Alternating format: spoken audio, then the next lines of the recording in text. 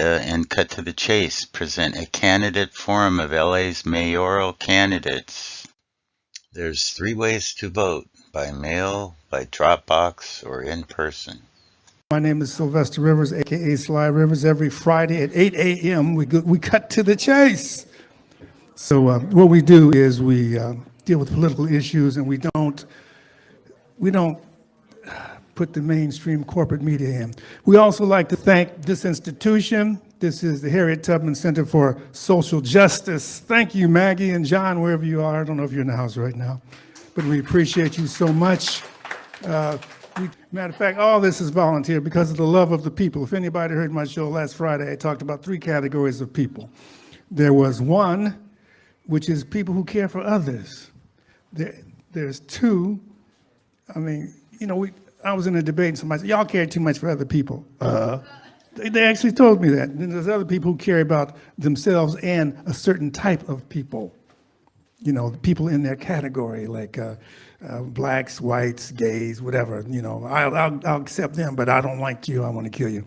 And there's those people who don't care about anybody except self. You like yours, what is it, number 46? Like 46. Only me, that's it. We also like to thank Charlie. He's live streaming it. And so let me see if I get on. We like to thank Aki Bamboo for donating the food. And who am I missing? Okay, so what we're going to do, if y'all would take your places, we're going to start this program. This is a Los Angeles mayoral debate, or excuse me, forum. So I appreciate these candidates who RSVP'd with us, so that knows they're doing something. Others, one said no, because she couldn't do it. That was Susie Kim. Then others just ignored us. Why did they ignore us? Because they think they got that kind of power. They think they're ahead, so they don't have to interact. They don't have to get, you know, if I'm running and I believe in myself and the people, I'll go anywhere and debate with anybody. I'm not trying to pick and choose because they're probably getting paid. Anyway, let me introduce you to our questioners, people asking the questions. Is that a word, questioners? We got, I'll start with the lady on the right. That's Jan Robinson Flint. She's the executive director of the Black Women for Wellness. Give her a hand. Come up, son. Then we have, that's Charlie Wilkin. He's also a member of KPFK. He's doing the live stream and all kinds of stuff. I appreciate him. Give him a hand, yeah. And then we have Dino. He does a program on KPFK called The Signal. And I invited him because he does have a lot of politicians here. Not politicians, but he has politicians on his program. So I'm happy about that. So I wanted him to be part of our questions. What I'm going to do is have the candidates introduce themselves, because on radio, you don't see them. So I want you to be able to match the voice with the name. Make sense? Yes, it does. Just say your name real quick, and then we'll go for the 2-minute thing. Yeah. Hey, I'm Brian Acosta. Thank you, everybody, for coming. Look forward to this debate. Good evening, everybody. Buenas tardes. I am Assad Al-Najjar, and I'm running for mayor of Los Angeles. Thank you. Hi, my name is Andrew Kim. I want to showcase my baritone voice. Thank you. Hey, Andrew Kim, ooh, baby.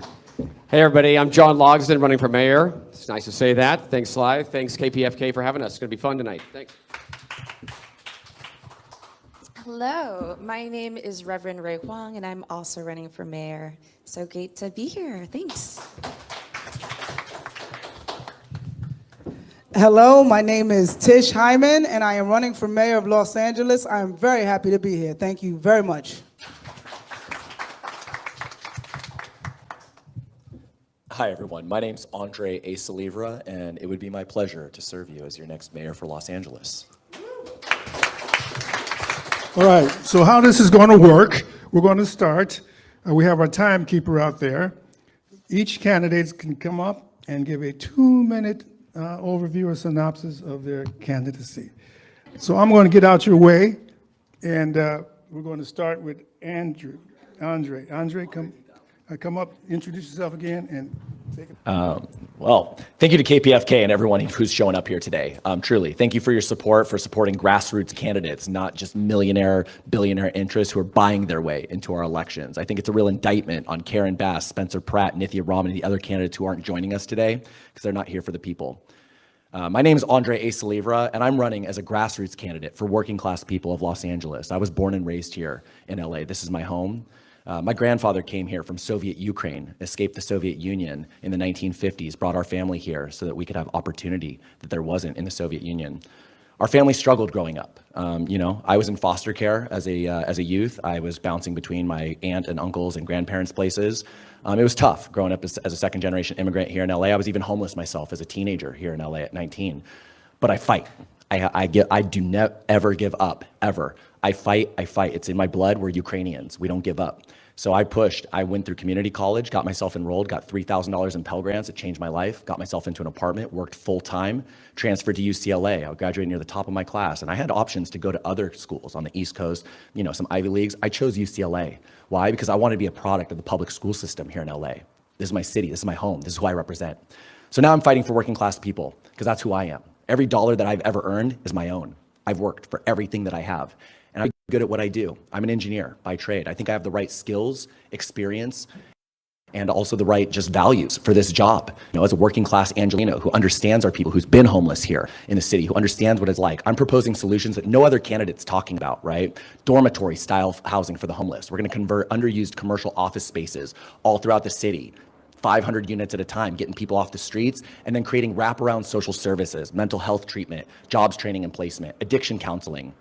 Then we're also going to save Hollywood. This is really important, right? We're going to bring back Hollywood entertainment jobs by closing off Hollywood Boulevard and Broadway, historic Broadway, to pedestrian traffic, making sure that people can come from all around the world to see where entertainment is made here in LA, revitalizing our tourism, revitalizing our Hollywood entertainment workers, and making sure that we have tourism dollars coming into our city to support our city.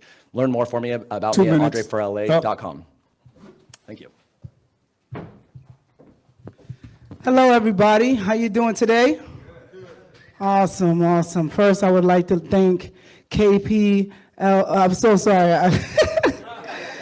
KPFK for hosting this wonderful event. I'm honored to be here. Thank you so much. And I'd also like to say thank you to my fellow candidates for also being here. You guys each represent something that we all deal with every day as Angelinos. And I also want to commend you all for stepping up and running, because I know it's not easy to do this.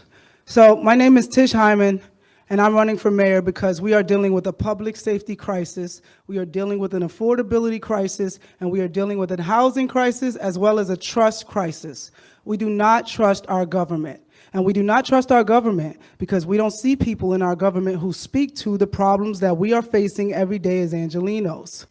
I came here from New York City in 2010 to pursue a writing career and a songwriting music career, and I'm successful at that. I started a small business, and I'm successful in that. And I watched everything unravel as the city fell apart around me. This is not a reality show. This is reality showing up on our front doorsteps, and no one is coming to save us. We have to save ourselves. We have to come together. I am here in leadership to stand aside with you and fight for fiscal responsibility, to fight for public safety, because we cannot live in lawlessness and fear anymore. I'm telling you right now that we need to come together in compassion, empathy, and common sense. We need to leave the parties outside, because right now we are just humans being affected by terrible policies. You can look for me at hymanformayor.com, HYMAN, 4, mayor.com. Thank you so much. Hello, friends. I want to be able to see your faces. Hi, I'm Reverend Ray Huang, and I am running for mayor of Los Angeles. I am a mother, I am a community organizer, I am a pastor, and I am a daughter of immigrants. My family moved from Taiwan to actually Germany and then Australia and then to the US. And I was born here in the US, and my parents arrived first with 2 suitcases and a kid in a country where they did not share the same language, did not share the same culture, and struggled. and they found their community in the church. And it was in that church that I found the village that we needed to be able to support each other, because it was an immigrant church. That is exactly how I was raised, is why I'm running today. The honest truth, friends, is that we are living right now in a deep culture of fear. It is what drives everything. It drives how we live. It drives how we work. It drives how we eat and how we sleep. That's why we've had so many sleepless nights. And it drives our politics. But the thing is, I have been organizing here for over a decade, and I've seen our communities rise up. When the fires happened, we rose up and we took care of each other. During the pandemic, neighbor to neighbor, we took care of each other. We rose up for real police accountability during the Black Lives Matter uprising, and we will continue to fight until we finally demand that those funds that are going to the police go back to the community for real safety. We are fighting for our lives, and this is the moment that we need real change. What makes me different than every other candidate out there is that we are fighting an established power of wealth that is going to the very top, and we need a restructuring of our systems for the people. Thank you so much.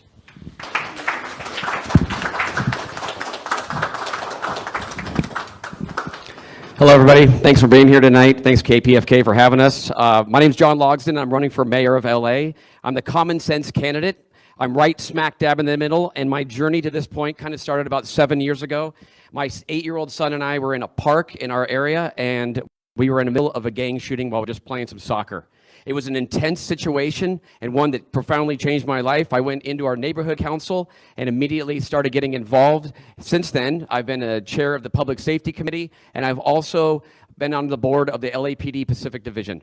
So not only that, but I'm a first responder with the ski patrol at Big Bear Mountain Resort. And when the fires happened last year, I was boots on the ground. I was up in the Palisades helping out. Going back even further, I was actually back during Hurricane Katrina. I was one of the first people that was called up to go with the American Red Cross. So I've seen huge disasters, both big and small. My day-to-day job, I'm a producer and a director in the entertainment business. I own a production company, and I've worked on well over 1,000 projects. I've worked on everything from music videos to live concerts to music videos and feature films and documentaries. And I've pulled permits, crew up, work on budgets. So I pretty much do everything within the business. Wear many hats. It's kind of like being a mayor, right? Trying to make everything happen, look at committees and whatnot. I'm a family guy.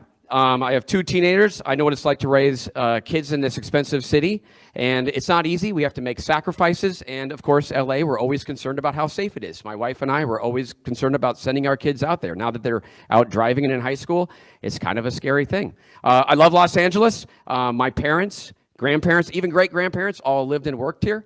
So, and I like to think that I take complete advantage of this city. I love it. Like from everything from the entertainment to the great sports teams and the food, the culture. I'm a surfer, so I love being at the beach. It's awesome. My priority is obviously public safety, you know, and obviously to make this place great, we need to work on homelessness, affordability, and the entertainment business. I'm here to fight for it. Thank you.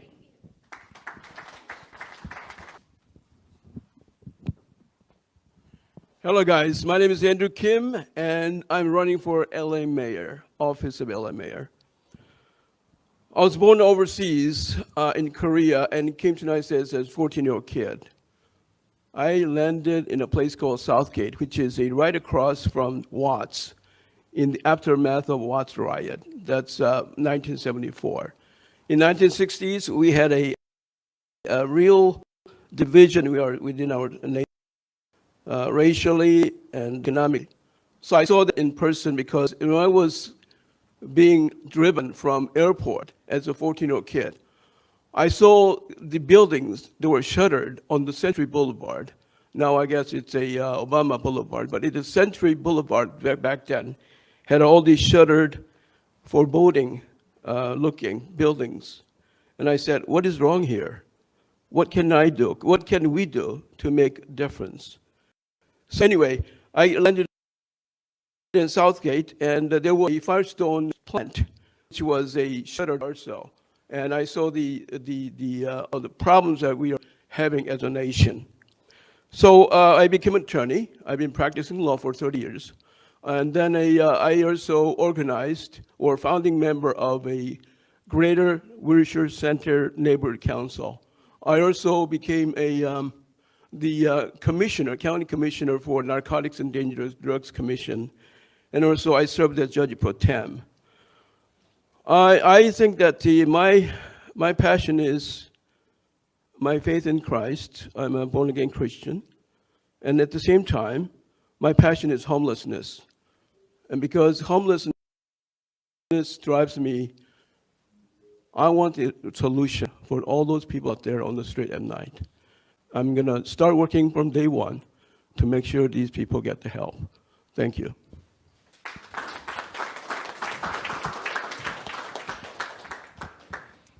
Good evening, everybody, again. It's a pleasure to be here. Thank you, KPFK. And I'm Asad Al-Najjar. I'm an immigrant who landed here in the early 80s in pursuit of education and the American dream. Upon my graduation, I was blessed to start working for the city of LA. And that was the beginning of where I am today, because back in August 1989, in the hiring interview, they asked me the last question, where do you see yourself when you retire? And I said, the mayor of Los Angeles. And on the spot, I got hired. Since then, I started working very hard on that path. So the first decade, I got involved in all kinds of civil engineering projects and structural projects. The transit system, the trains you see, the D-line we just opened, a lot of these, I led the teams to get them there. I was blessed to work under Tom Bradley to begin with, and with the Reardon era, I started learning and working on the budget. The past 26 years, I'm a first responder. I work very close with LA Fire Department, the CERT team, and LAPD SLOs. Also, the past 11 years, I've been very involved with the interfaith to get all the temples, the mosques, and the church to get together. We are united in faith. Our unique city is itself has a character that we don't have in any other city. And of course, with that, I became very active in LA versus hate. Hate is occupying our city. You should see all the hate messages I've been getting the past 15 months I've been campaigning. I started campaigning against my boss, Karen Bass, back in March 2025, and I'm almost here at the end of the road. I have the solutions because I've been inside City Hall. I not only know how to run it, I know how to run it efficiently. You could see my platform at lacity.solutions. Thank you.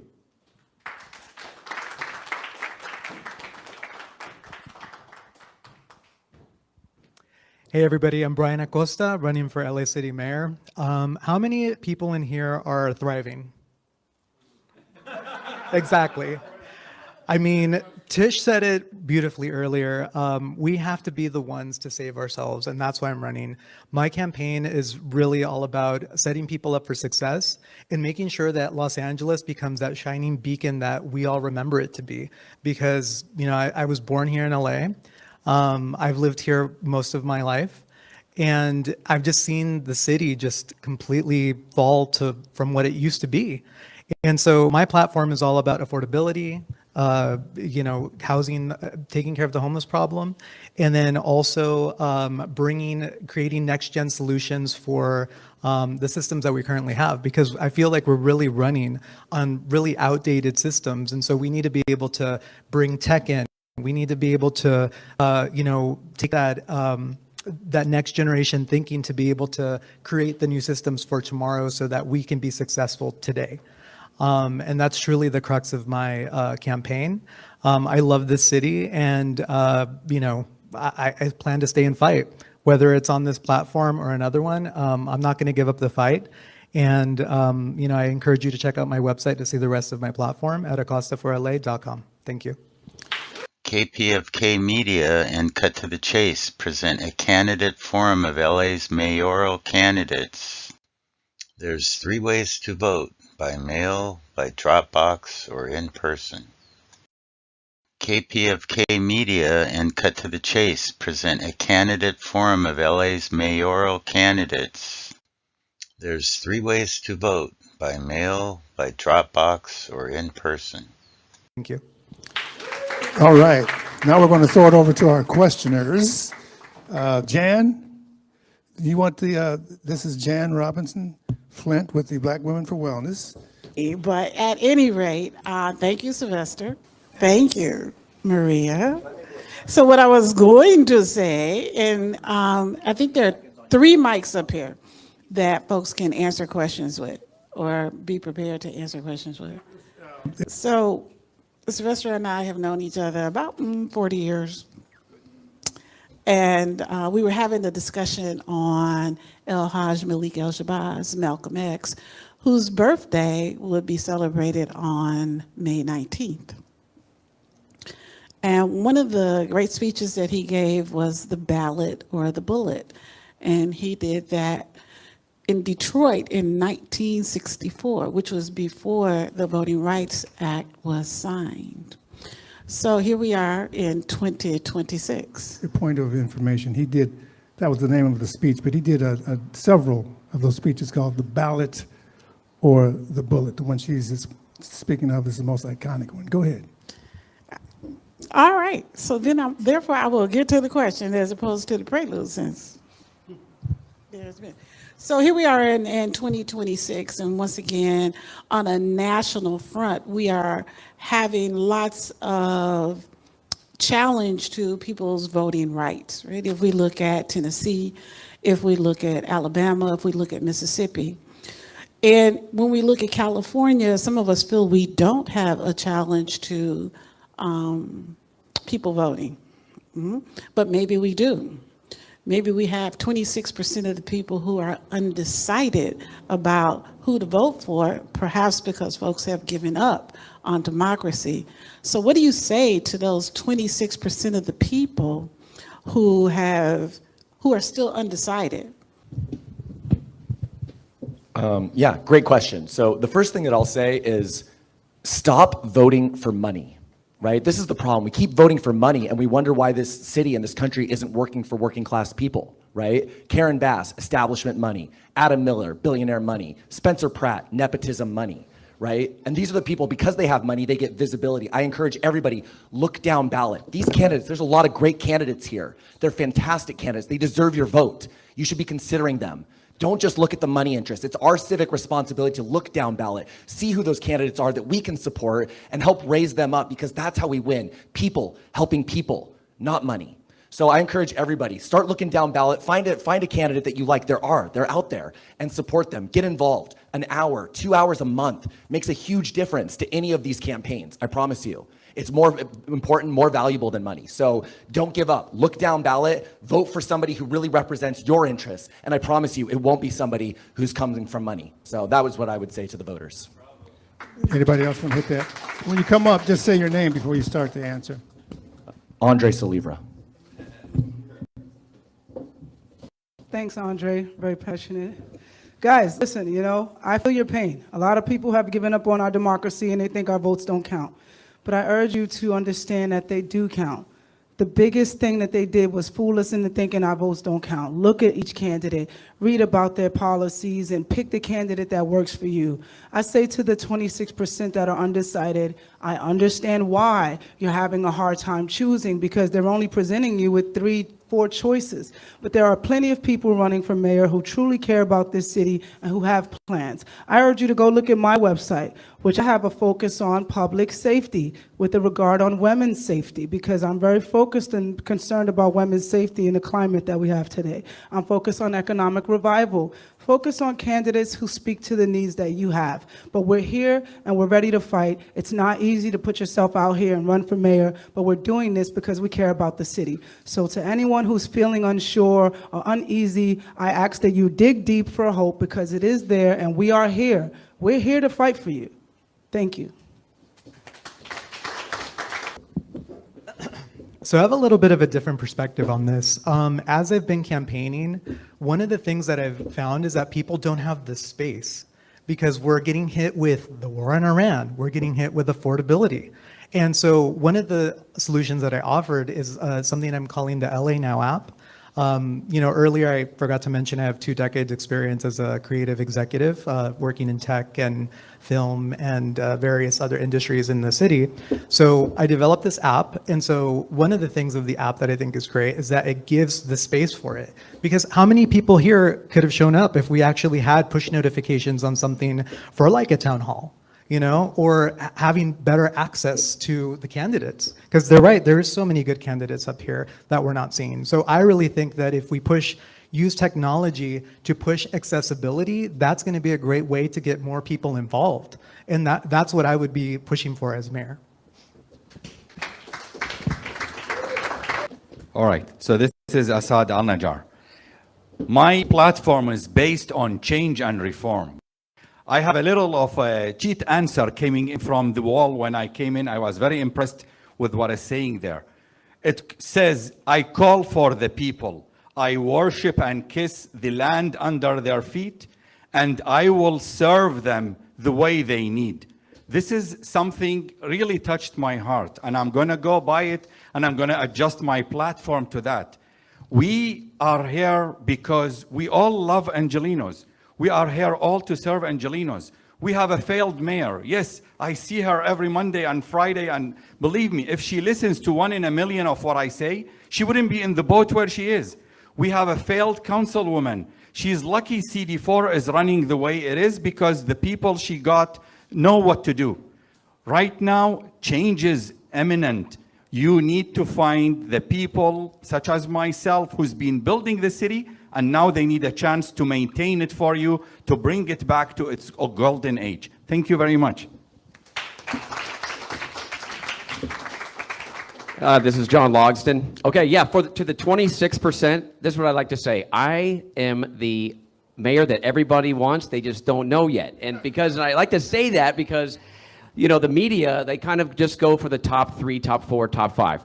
And then everybody else is kind of just down here. And I know that firsthand, and I know a lot of us do firsthand. So for the 26%, I think you just got to do some research and look into it, because there's a lot of people that you're just not seeing at the top.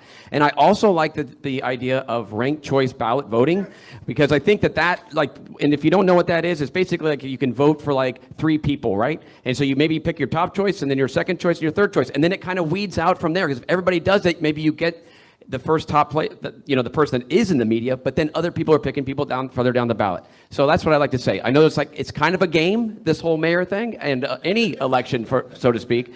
So I've learned a lot since I've been in it, and it's very interesting, so to speak. Thank you.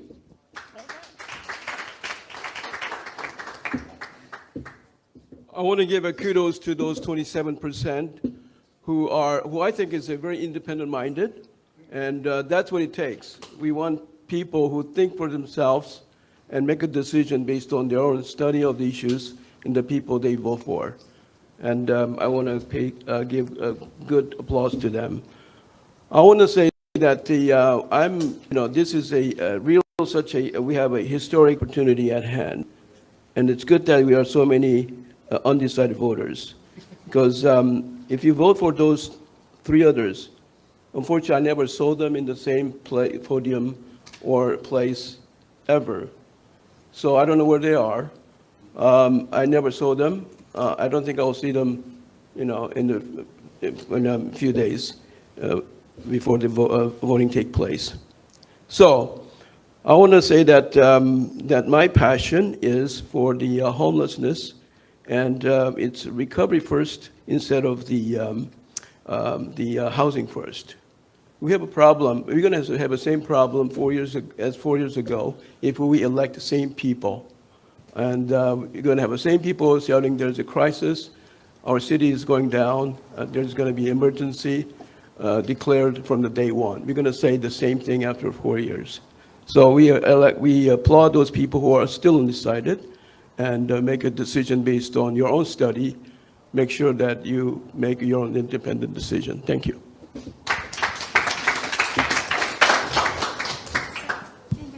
Clarification, how many percent you said? I said 26, but who believes in polls? That's exactly what I was going to bring up.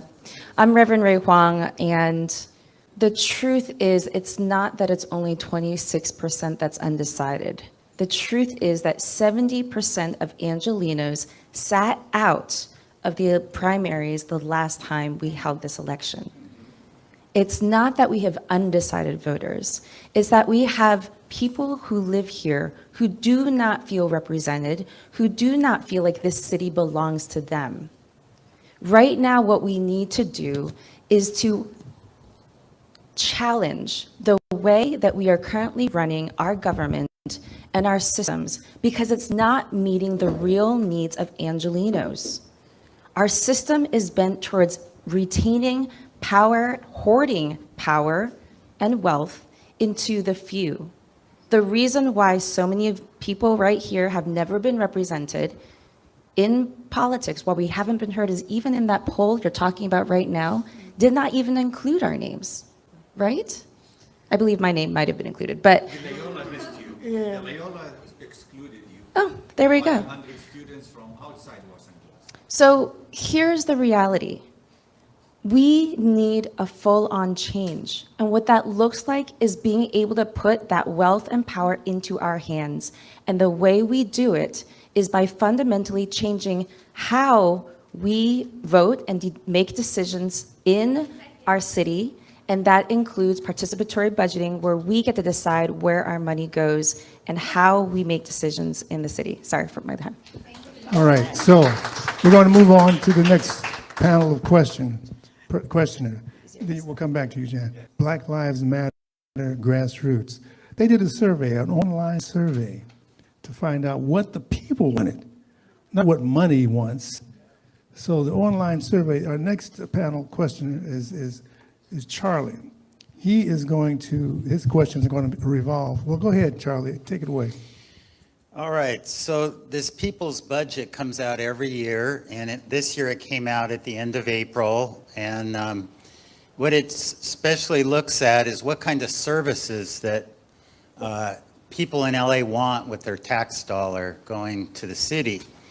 And some of the key demands were, on this particular survey of 1,300 people, police funding reduction. Nearly 90% of respondents rejected increases in the LAPD budget, which often accounts for a high percentage of city spending, roughly 46% in previous years, and a shift to public services. Residents advocated for increased investment in affordable housing, mental health, crisis teams, and park maintenance. And reimagining safety, a focus on non-police responses to community issues. And the contextual difference is that the mayor's proposed budget for 26-27, in contrast, Mayor Bass proposes $14.9 billion budget that increases police hiring to 510 new officers, targeting 8,555 total officers.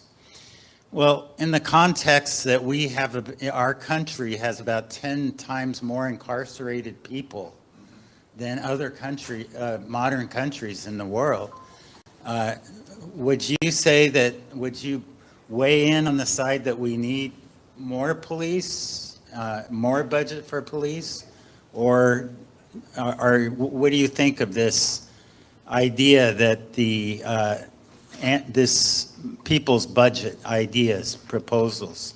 So, what is your opinion of those? Go ahead. As she's coming up to the mic, I'd like to just say that the reason Karen Bass, she had promised not to increase the police budget, but she did. So a lot of organizations did not sponsor her for that reason.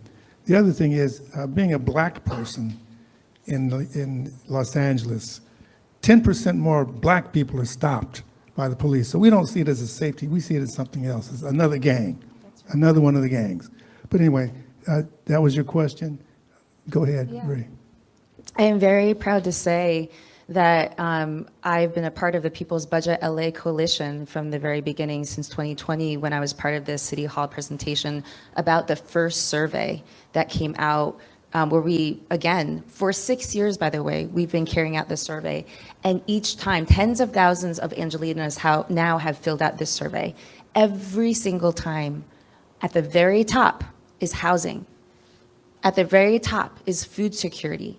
At the very top is job security, all of the basic needs that we need for us to prevent crime from happening in the first place. Why does crime occur? Because we are in survival mode and we have nothing else to be able to survive with. So the best way to stop crime is by actually providing people's basic needs. And when crisis occurs, because crisis does occur, we make sure that we meet the crisis with what they need to have, whether it's a mental health crisis, whether it's a physical health crisis, right? So I am the only person, the only candidate in this race calling for the defunding of the police, because we need to redistribute that money into things that actually keep us safe. I'm also calling for the firing of Police Chief McDonald, who has not been doing his job in hurting us, in protecting us, and the police need to do their job. So that's why I'm calling out. So next. Hello, I'm John Logston. So a little bit of a yin and yang with that, but I am like for public safety, and I actually think that we need to have more, like our police force needs to be up around like 10,000. So we are way behind like Chicago and New York, and we have a much bigger geographical area. So, but here's the thing. Technology has been a force for good as far as this, because the accountability of like even having body cams, I know people are worried about like cops pulling people over and actually doing stuff that like has gotten them in trouble in the past, but I think accountability with the body cams has really driven that down.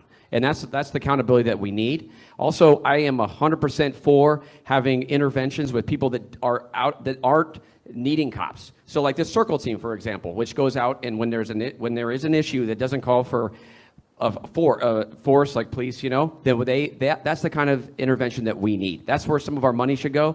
So that's where I feel about that. And like, I think what we need to do with all the Olympics, the World Cup, and just how much happens in this city, we just need to make sure that we have a good, solid police force. Thank you. Good. John saved me a lot of the argument. He already said it. Because he is like me. We're first responders. We work close with the LAPD. Look at it this way. I mean, with due respect to all the candidates, I'm the only candidate that actually works on the balance. None of the mayors that I served under, the 6 mayors except Reardon, did actually understand and look through the budget and understand the budget. Our current mayor has no clue what the budget looks like. Her 9 deputies are totally incompetent to know what's going on. It's very simple. We have a balanced budget in a way, but the net balance, when you come to the police, the capital expenditure versus the operational expenditure, that's where you lose track. And all of a sudden, you have overstressed officers sitting home. So your actual officers serving is down in the 5,400 versus 87 on payroll. And all this has to do that on day one as your mayor, I will audit the budget and fix it. I can fix it. Not only that, I'll use only 80% of it, and 20% will be as unforeseen condition or for the next mayor, or like the 2 colleagues here who deal a lot with the IT budgets, they use it for other stuff. Thank you. Next candidate, and you have 30 seconds to respond to something that you don't agree with, so feel free to do that. So for this issue, I think the conversation is like take away money, add money. I think it's actually just reallocating the resources we currently have. You know, replacing the police chief, having a police commission that actually reflects the views and wants of the people, so that they can have better oversight over, you know, people that are doing the bad actors, and then also having good things for the good policing, because there are good cops. So I think that we need to be able to reallocate resources appropriately and be able to have just a better accountability over the police force and a police chief that actually reflects that as well.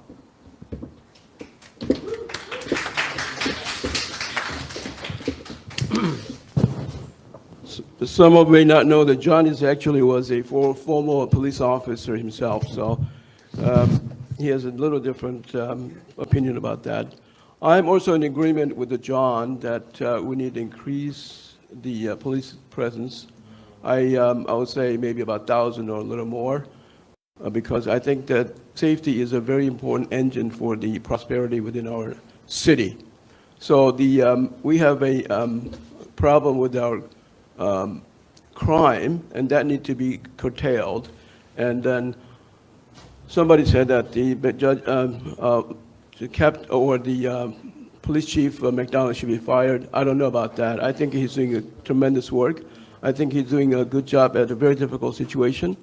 I think that right now the problem that we have is a homelessness issue that is so dwarfing the whole situation, where the crime and drug issues are prevalent out there. So we need to curtail. As long as we can curtail and take control of the homelessness, I think you can go a long way to make a less burden for our police department so that we can have perhaps less police officers out there. But right now we need a police officer because we have a FIFA and the Olympics that's coming right now. Thank you. I'm just going to say one thing real quick. This is John Logsdon. I appreciate, Andrew, that you think I was a cop, but I actually was never a cop. I was a first responder, but that's it. So thank you. Just clarifying, I'm all about truth. So there you go. So look, I'm going to answer the question. Yes, I believe in a people's budget. I believe in civic assemblies. My name's Andre Saliva. I'm running to be your next mayor for Los Angeles because I'm representing the people of LA. It's our money. It's our taxpayer money. These politicians think they know better than us where our money should be spent. No, they don't. We need to fight for it. And this is why we don't support LAPD increasing their budgets. Why? Because we see that LAPD has a culture problem, right? This is the problem. If the LAPD were treating people with respect, with dignity, we might be in favor of increasing their budgets, but they don't. They beat the hell out of us. They fire rubber bullets at us. They violate our rights. They spend $300 million a year in liability payouts. It's a culture problem, and McDonald's responsible for that, and so is the mayor. Right? As mayor for Los Angeles, I'm going to reform culture at LAPD. I'm going to make sure LAPD knows they work for us. They respect us. They treat us with dignity. Even if you're a criminal, you get treated with dignity, right? That's important, right? That's justice. That's what our police need to stand for. And so, yes, I believe in making sure that our police are held accountable. We will not increase their budget until they treat our people better, period. Thank you. So guys, I wanted to go last because I'm not an engineer, but I grew up in the Bronx, New York, in an under-policed area on welfare. And I don't believe we need less cops. I think defunding the police is the opposite of what we need to do. We need law and order and accountability. Now listen, we are in a new day where there is technology that can hold officers accountable. We can do better training. We can reallocate money into training so we have less liabilities and they know how to do their job better. But I grew up in a neighborhood where there were no police, and it was scary, it was dangerous, and it was very hard to get them to come out and service my area. When you defund the police, I believe that the poorest neighborhoods suffer because Beverly Hills is not having this problem. West Hollywood is having less of a problem. There's going to be police there. But we need to make sure that our police are trained properly, the funds are allocated properly. We also need prevention programs. What stopped me from turning to crime is having after-school programs. It's those programs that gave me insight and gave me inspiration. There's a balance here that we need. We don't need less police. We need better trained officers. We need better emergency response services. We need to be safe in our communities. So I don't think defunding the police is the thing I support. Reallocating funds and making sure our officers are trained and making sure that the people who need it most get the safety and the help that they need. Thank you so much. I'm Tish Hyman. Just a clarification, it's not to just defund the police, it's to reallocate the money so it goes to other things. In terms of reallocating the money, here's the thing we also got to understand about LAPD, right? Is that right now, LAPD, the average police officer makes $80,000 to $110,000 in their base salary, and they make another $20,000 to $50,000 in overtime, right? And the reason for that is because they don't want to hire more police officers. They like when there's fewer officers so they can raise their overtime. We need to cap overtime. That's a big part, I think, that we need to start talking about. You shouldn't be able to make double your salary in overtime, and that, I think, is an important thing in determining how we're reallocating the police budget. Everybody, right? Everybody went? KPFK Media and Cut to the Chase present a candidate forum of LA's mayoral candidates. There's 3 ways to vote: by mail, by Dropbox, or in person. KPFK Media and Cut to the Chase present a candidate forum of LA's mayoral candidates. There's 3 ways to vote: by mail, by Dropbox, or in person. Okay, so our next panel of questioners is the mighty Dino. His program comes on every Saturdays at 12 to 1. Thank you. So first of all, let me congratulate all of you for having the courage to do this. Ray was on my show, and I always like to ask that question about what made you go and run for office. So props to you all. I want to give a little context to my question, and this is going to speak to you all as you face the challenge of one day becoming a public office holder. And that's this. Around 2010, the city of Los Angeles, the county of Los Angeles, started picking up the dubious distinction of being the wage theft capital of the nation. Today, the city, the county of LA, is still the wage theft capital of the nation. On average, $28 to $30 million are stolen every single week, a majority of which is impacting immigrants, other migrants, women, people of color. For the last 15, 16, whatever years, every new wave, every new generation of elected officials, especially those that come in with the passion, with the drive, with the dedication, the determination to make changes. As somebody who's worked in public policy for as long, 30 years, this has been one of the issues, full transparency, that I've been a part of. And in the last 3 years, we've been looking at possible changes all of a sudden. For the first time, it's 2010. And then 3 years ago, we were told, budget, we're not going to be able to pass these changes. A year later, budget, we're not going to be able to pass these changes. And all of a sudden, I found myself saying to my colleagues in the public policy arena that I work in, yeah, we're going to keep going as the wage theft capital of the nation. Here's where I'm getting at. Many of the folks who came into office since that dubious distinction in 2010, we've had 3 mayors, Villaraigosa, Scarcetti, and Bass. We've had dozens of council members, some that turned out, new ones that came in, some lost. And again, every once in a while, you'd get somebody to say with passion, that's going to change under my watch. And here we are, 2026, and we still hold that distinction. At some point, everybody who previously said, I'm going to make that change because that's ridiculous, came up against one universal truth. You're walking into a system. I think it was Ray who said, we need to change the system. But once you go into the machine, Assad, you find out the reality, and I've heard it firsthand from elected officials who've said, Dino, it's not as easy as I thought it was going to be. You have to play politics. And here's my question. If and when you all get elected, how will you mitigate that reality? Because every step of the way, as we campaign, we have promises, we have realities that we say, look, this is what we need to do. And you walk in there, you realize the system hasn't changed whatsoever. You are walking into that system. So my question to you all is, how do you mitigate that reality? You, after all, will become at that point a politician. And you will have to negotiate. And you will have to come to, what is it, not collaborations, what's the word that I'm looking for? Compromises. You will have to compromise. And you will look back and say, okay, Dino, maybe we might not be able to address that. And what do you say to the constituents then? So I just kind of want to put it out there because I think this is the reality. In my experience in public policy, almost 30 years, I've never not seen this happen to some degree or another. What do you say to that? Sorry I took long. Dino, I'm so glad you asked that question. By the way, this is Ray Huang. Because here's the thing. This is the reason why I'm running the campaign as we are is because I'm a community organizer. For us, this has never been about the moment. This has never been about just getting to November.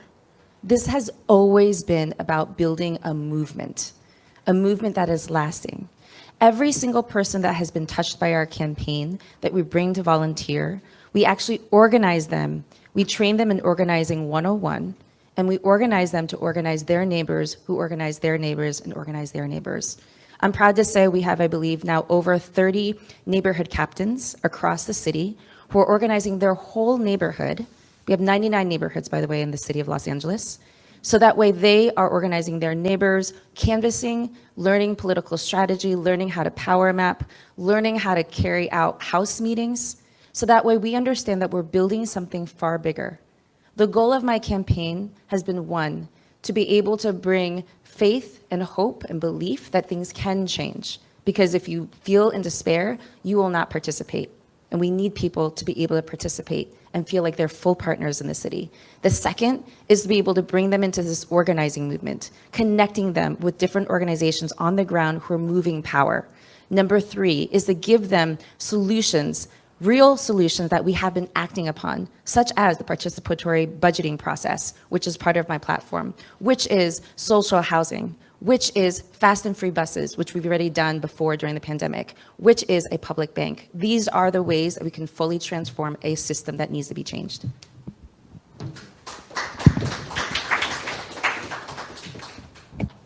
Oh, systems. I say let's reset the system. That's what I'm going to do in my LA Now app. One of the big things that I'm a big proponent of is having a digital bill of rights because, you know, we have advanced so much with technology. But until Congress gets their act together, my LA Now app is the next best thing. Imagine having a world where we could have a Yelp type review system that works in real time for all of our leadership. I think this is a great way to be able to hold people accountable in real time and actually, instead of compromising and saying, no, these are the things that we want as people to be passed. These are the things that our community needs, and this is how we're going to do it. So, and the great thing about it is, as a mayor, that gives me a bully pulpit to also hold these people accountable. If I'm able to see, Nithya spent $2 million building 2 bathrooms in Runyon Canyon, I'm like, hey, what's happening over there? Why are we overspending on something that we all know we can get for like 30 grand? So having that level of transparency and accountability is going to be key, and that's a great solution and part of my campaign on how we're going to change things. Thank you. This is Asad Al-Najjar. So as a senior manager, whenever I did any of the bids and the projects, I always insisted on the certified wages list because that was my own contribution within my little bound of the projects that I handle to put a limitation on the wage theft. The wage theft is happening a lot, yes. I've discussed it with the DA Hockman a couple times to find solutions on that. Like Ray was mentioning, the neighborhood council, when it started 26 years ago, we had the power to go in and try to do, even though we always stumble on a closed door, but that never stopped us from speaking until we had City Attorney Mike Fura. He put a gag order on us in which I've been fighting since 2016 to get over it. Heidi Stein still tried to put gag on us for us in the Porter Ranch Neighborhood Council not to speak about anything because they go, okay, you're a city employee, you're a Porter Ranch Neighborhood Council, and then you're just coming and say, I am an Angelino? Yes, I am an Angelino. I speak as an Angelino. The way we do it, we expand what I've been doing as a little senior manager in there on a citywide. And then we get the empowerment from the future city attorney to the neighborhood councils. Thank you, sir. Okay, city theft is, the labor theft is a very important, wage theft is an important aspect that we need to tackle, of course. But I think that more important is the whether a candidate is actually independent of the special power. I think that's very important. My candidacy has been, by the way, my name is Andrew Kim, I apologize, has been beholden to none. And that's my motto. And as you can see that, look for people whose candidate is supported by special interests. I think when you see that, then that person probably is going to be compromised by those interests. So the fact that we don't see those 3 other candidates here speaks a volume that they don't need you guys. They just need those special interests to get elected, so they don't really need you guys. So I think that that's one way of knowing it.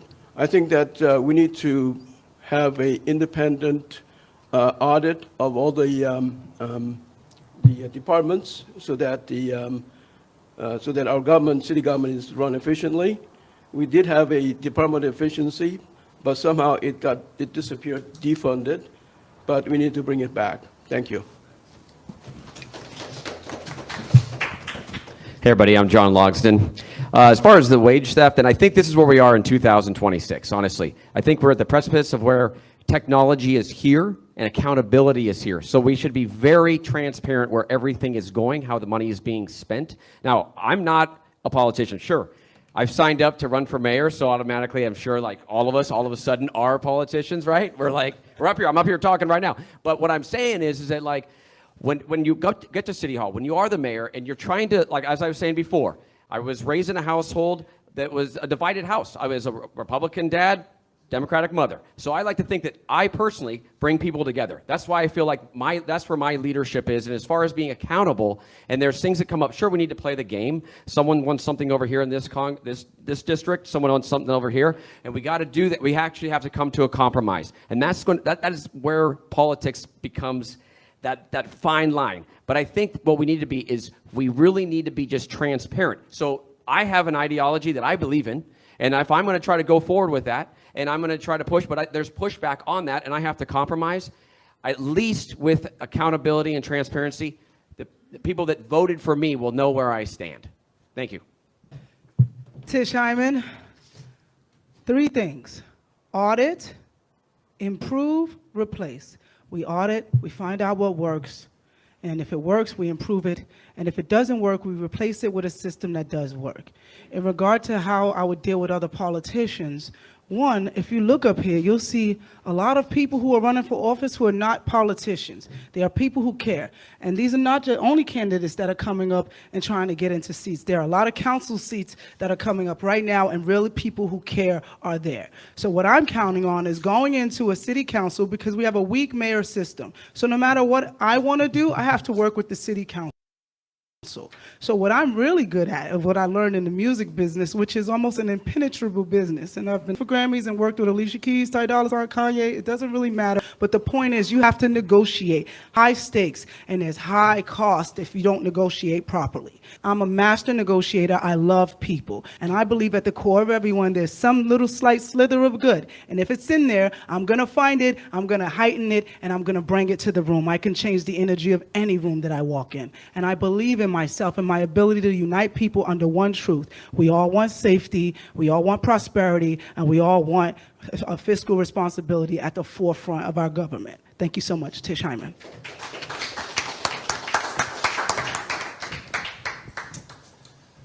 Thank you. My name's Andre A. Salivra, running for Los Angeles mayor. So, wage theft, it's a problem, right? We need a system that actually works, right? We keep hearing this. The system is broken. The system is broken.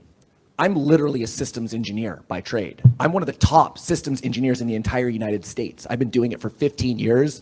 Companies call me when their systems are broken to fix them. Why? Because I'm good at working cross-functionally with lots of people across dozens of departments, teams, executive people, people working in the warehouses, people working in marketing or other departments, right? I can do this at City Hall to investigate the situation, figure out what's going on there, create a solution, right? We create multiple solution plans, figuring out which one of these has its pros and cons, and then we align the people. This is the most important part. We need a mayor who's going to align the people, use the power of the microphone, use the cultural power of the mayorship to align the people behind a common cause. That's why as mayor for Los Angeles, every second Sunday, once a month, outside of City Hall, I'm gonna give a State of the City address where I will address the people of Los Angeles right on the steps, telling you what's working, what's not working, who are the roadblocks, who are the people that are preventing us from making progress in our city. I will identify them by name because I'm an independent, right? And I'm fighting for our city, working class people of our city. And I will tell you, the people, how you can get involved, how you can put pressure, where the pain points are, and so we can get aligned to make real progress and real change in our city. My name's Andre Salivra. Vote for me on June 2nd. Thank you. Easy. But I want to look at the question of safety. Now I want to ask a couple of candidates who had opposing views to come up with the policing thing and redoing the budget. I think you two, I want you up there, and you, if you all go to the mic, I want you to, because some wanted to increase the police budget and others say we have to reimagine. So what I want to do, I want you to talk to each other of how and why it should or should not work. My opinion, I guess I'm allowed to give my opinion, is that I heard on the radio this morning, not a different station, I shouldn't say, but that there was a situation where a family won a multi-million-dollar settlement because a police officer planted a taser on the gentleman, planted a taser on him. And he said, oh yeah, my life was in danger, blah, blah, blah, blah, blah, blah, blah.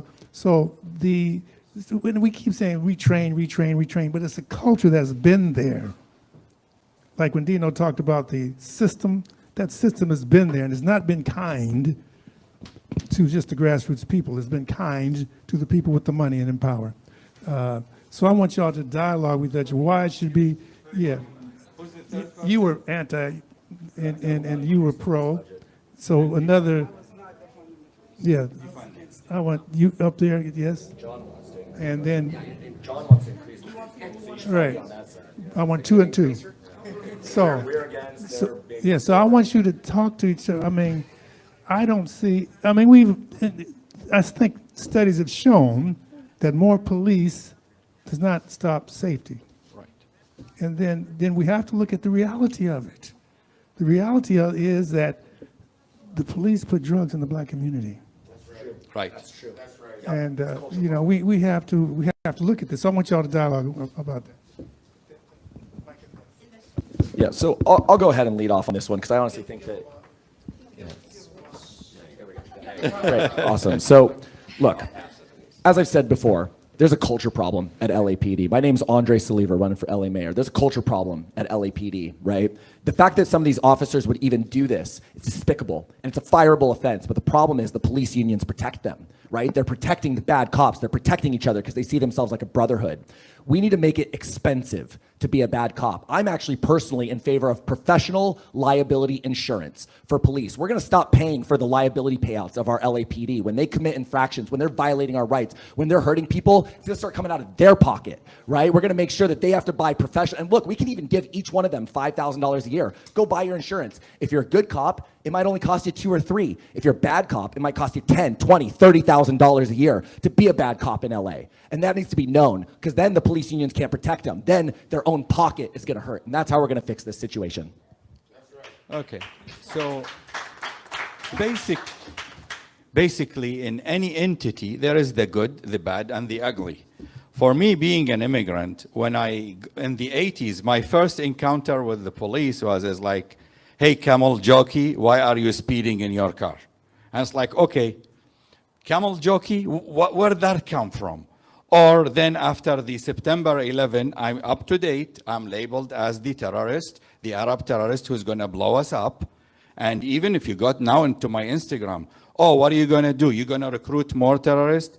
Is the culture, not only the LAPD, the whole city culture. And it's not only, the BLM is not only Black Lives Matters, it's Brown Lives Matters too. Because we are in the same category. The Arabs, the Latins, the Hispanic, the blacks, we are all in one pot in which our rights are gone. I'm for balancing. Do you see, there is net balance. Look, we cannot have no law or an order. We need police force for speeding, for safety, for whatever is going. Look, the crime, whoever is doing the crime can be any color. Who's ever selling whatever it is, who's ever stealing, can be white, can be brown, can be black, can be anything. So you need a system. I'm for balancing it. We lost the civilians. John and I volunteer so that we fill in some of the work. Oh, okay, I'm sorry. I thought it's an open discussion. I wish, yeah, okay. Sorry, I'll give it to John. Oh, yeah. Ray, go first. Okay, we'll just go. Sure. I mean, the thing is, the history of the police, where they come from, is from slave catchers. Right. That is the history of the police. Who are the police protecting? What is the police trying to protect? Anybody know out there? Private property. That's right. Capital, private property. So if the police is meant to serve people, they're not, that's not what they were meant to ever do. That is the history of police. And we've seen it here in the history of Los Angeles, how corrupt, how historically racist, classist, homophobic, transphobic, all the sexist, all the things, you could name them, right? And so what we need to do, what Black Lives Matter is inviting all of us to do, is to reimagine what real public safety actually looks like and feels like. Because the Black community, out of all of our communities, including the Indigenous community, we are the ones under threat. They are the ones dying on our streets. And so in what way do we have a gang, an office, a department dedicated to killing our own? You want to talk about real safety? Let's talk about the fact that we have less police officers than we've ever had, and we have lowered homicides. Crime's down. And we're still increasing our police budget. Why? Because the Olympics are coming here, and they're here to protect the capital and the power and the wealth of those who come and see us, this city of ours, as a playground. Well, enough is enough. Let's reimagine what real public safety looks like, and that means having people's needs actually met. And real quick, I just want okay, please applaud. Okay, that's great. Please Does applaud. it work? And I Okay. really, real quick, I just want to add real quick to that. She identified something that's really, I'm just going to add a quick second, something that's really important. We need to make sure that there's also an educational component, mandatory education, right, for our LAPD, because let me tell you, 2 times so far on this campaign, while I was flyering in public, doing my First Amendment right, LAPD cited me. I was cited by police officers twice because they don't even have enough education to do their job. So I think that's Okay. important too. Here's the thing. This is amazing. Sly, thank you for having this. What's that? Oh, yeah, I'm John Logsdon. But thank you, Sly, for having this little discussion right here. Okay, we live in Los Angeles, right, which has the crazy history of the LAPD and police. Probably out of anywhere in the world, maybe, right? So here's the thing. I wish there was no cops. I think we all do. None, zero. But unfortunately, we do need law and order because there's people stealing stuff. There's things just going on. I wish it was just all kumbaya and love and butterflies, but it's unfortunately not.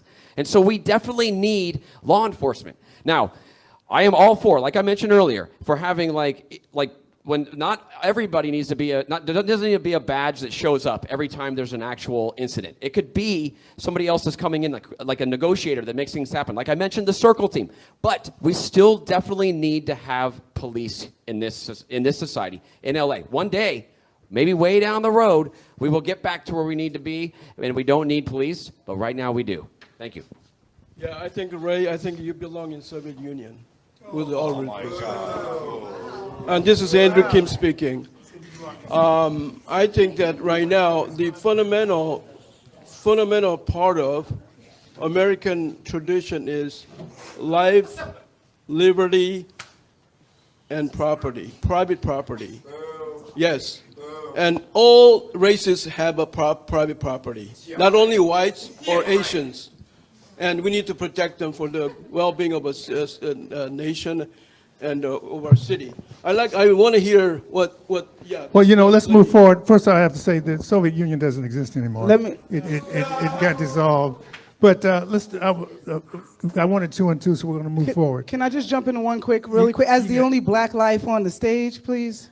Because I hear this word and I hear these things and I'm like, okay, interesting. Listen, guys, I understand that there has been police brutality. I grew up in the ghetto. I do understand what we're saying. But like I said, there needs to be balance. Jingle bells, that song where it originated, it was a terrible origination for that song, but we're not going to stop singing it at Christmas. Listen, police started out as slave catchers. It's been a long time since they've been catching slaves. We need to focus here. We got cameras for a reason. We have accountability, and if we can, I like the idea that he said, it coming out of their own pockets, their mistakes they make. Yes, they would make fewer mistakes. Ray, you're very sweet, but I don't know where you grew up. I grew up in America. We need police officers, okay? All right. We're not going to play this defund the police crap. We know we need protection. Who are you going to call when something happens to you? Ghostbusters? Time is up. Let's be for real. Okay, let me do clarification. Let me do a clarification again. They're not saying defund the police. They're saying reimagine, rechannel the money to other things that might work. Now, at this point, I want to see if anybody in the audience has a question. Name, if you'd like, and your question. Certainly. My name is Philip Walker, and I do want to thank, I actually know a lot of these people too, and thank you all for getting up and really standing up for your city. And I do want to say that first and foremost. we may all disagree, but we all agree that we love this city and that we're here for it. And I know that you all have worked hard. Like, I've seen you all work hard. So I want to say that first and foremost, and that's very important. And your question. The thing that thank you. The question I want to ask too is, like, the point becomes this: like, some people need protection from the police. And I want to, like, actually give you an anecdote from 2020 when I was actually involved in, like, the protests in Santa Monica, and I literally watched platoons of police run past looters with buckets full of shoes to beat the living crap out of protesters.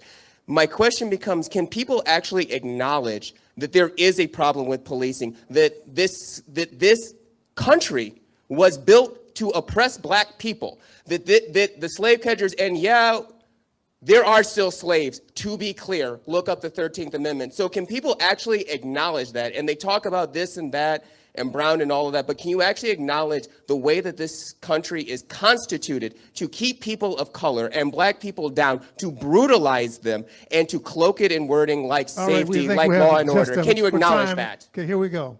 My brother, I It's gonna make definitely me hear work. I you. have to edit it out. I don't want to do no I editing. can acknowledge that, yes, there has been police brutality. My brother was beaten nearly to death in the 90s by the police, not at a protest, just in his neighborhood. Things happen, tensions rise, things get out of control, but there's no reason to paint the whole entire brush. We need the police. They need better training. They need accountability. We need to hire, more diverse people to work in the neighborhoods that maybe they grew up in so that they actually know how to deal with the people. There's got to be balance, my brother. We cannot say that we don't need police because something happened. Okay, It's happened. It's time to move on and move forward together. I'm going to interject We're a here. community. I'm going to interject here. I think you answered his question, but he's not saying that we don't need police. We're saying KPFK Media and Cut to the Chase present a candidate forum of LA's mayoral candidates. There's 3 ways to vote: by mail, by Dropbox, or in person. All right, here we go. We have 2 more questions, 3, and then we'll get to closing comments. 3. Yeah, I said 3. Yeah. Okay, good afternoon to all the candidates. And I've heard a lot about homeless problems here in the city. My question is, as mayor, I don't know if you have the ability or authority, but someone like me, I'm retired. I've worked for 40 years. I'm collecting my Social Security now. Where can I find affordable housing so that I don't become homeless? Because the average price of a home here in Los Angeles is well over $500,000 or $600,000. That is out of my bracket. So where or how would you address affordable housing so that I'm not a drug addict, I'm not a criminal, I don't have a record, and all the issues about homelessness have been about someone that is not like me? Thank you for that question. Brian Acosta here. So I think it's a layered thing because right now also what's happening, why, when people become homeless that are, working individuals, because there's a lot of people that are working poor, it's really hard to get back into housing because it's so expensive. Who has $8,000 off, just to get into a place? So one of the things I want to do is I want to have a layered system where people can, if you're a good renter, maybe you only pay the first month's deposit, you're able to just access a home more easily. Also, I want to push co-op housing where we would have studios, 1 bedrooms and 2 bedrooms for like, $200,000, $400,000, and $600,000, where instead of renting from somebody, you'd be able to build equity. And the great thing about co-op housing is that it'd be non-speculative so that future generations would also be able to have permanent affordable housing. Thank you. Yeah, this is Assad Al-Najjar. I'll refer back to what I stated earlier, the 277-page plan we have. Plus, during the Garcetti era, myself and a lot of the senior engineers, and even including my wife that works in the city of LA, we started working on the Abridge home, in which identified a lot of the buildings to be refurbished. We put how we're going to do the asbestos cleaning. We defined how we're going to have a retrofit. We defined how we're going to build tiny homes. We put a plan on the container homes. We put a plan on the prefabricated homes. Everything was going in. We have budget. The city of LA has the money. Right now, it's wasted left and right, and nobody knows where. I know where it's wasted. I know exactly. There's like a $400 million disappeared, and I keep asking my boss, hey, Karen, where is the 400 million? And it's like, get out of the room. You don't belong here. No, really, we have it. We can do it. It's got stopped. Garcetti used COVID to stop, but then now, with me, I know where it is. Day one, implemented. I fire all the deputies and all that. I have a great team here. They are ready. We are all, look, maybe one of us is going to be the mayor. And whoever it is, we're going to work collectively together because we complement each other. Thank you. Thank you, Assad. And yes, it would be my pleasure to work with any number of these people here. Truly, Assad's fantastic, but everyone here has smart ideas. And my friend, your question resonates with me. I was homeless here. I've been homeless here. Even now, after I've made it, whatever, I still rent. I've rented my whole life. I've paid $300,000 of money that I've earned to landlords. I own nothing, and they want it to be that way. The solution, social housing.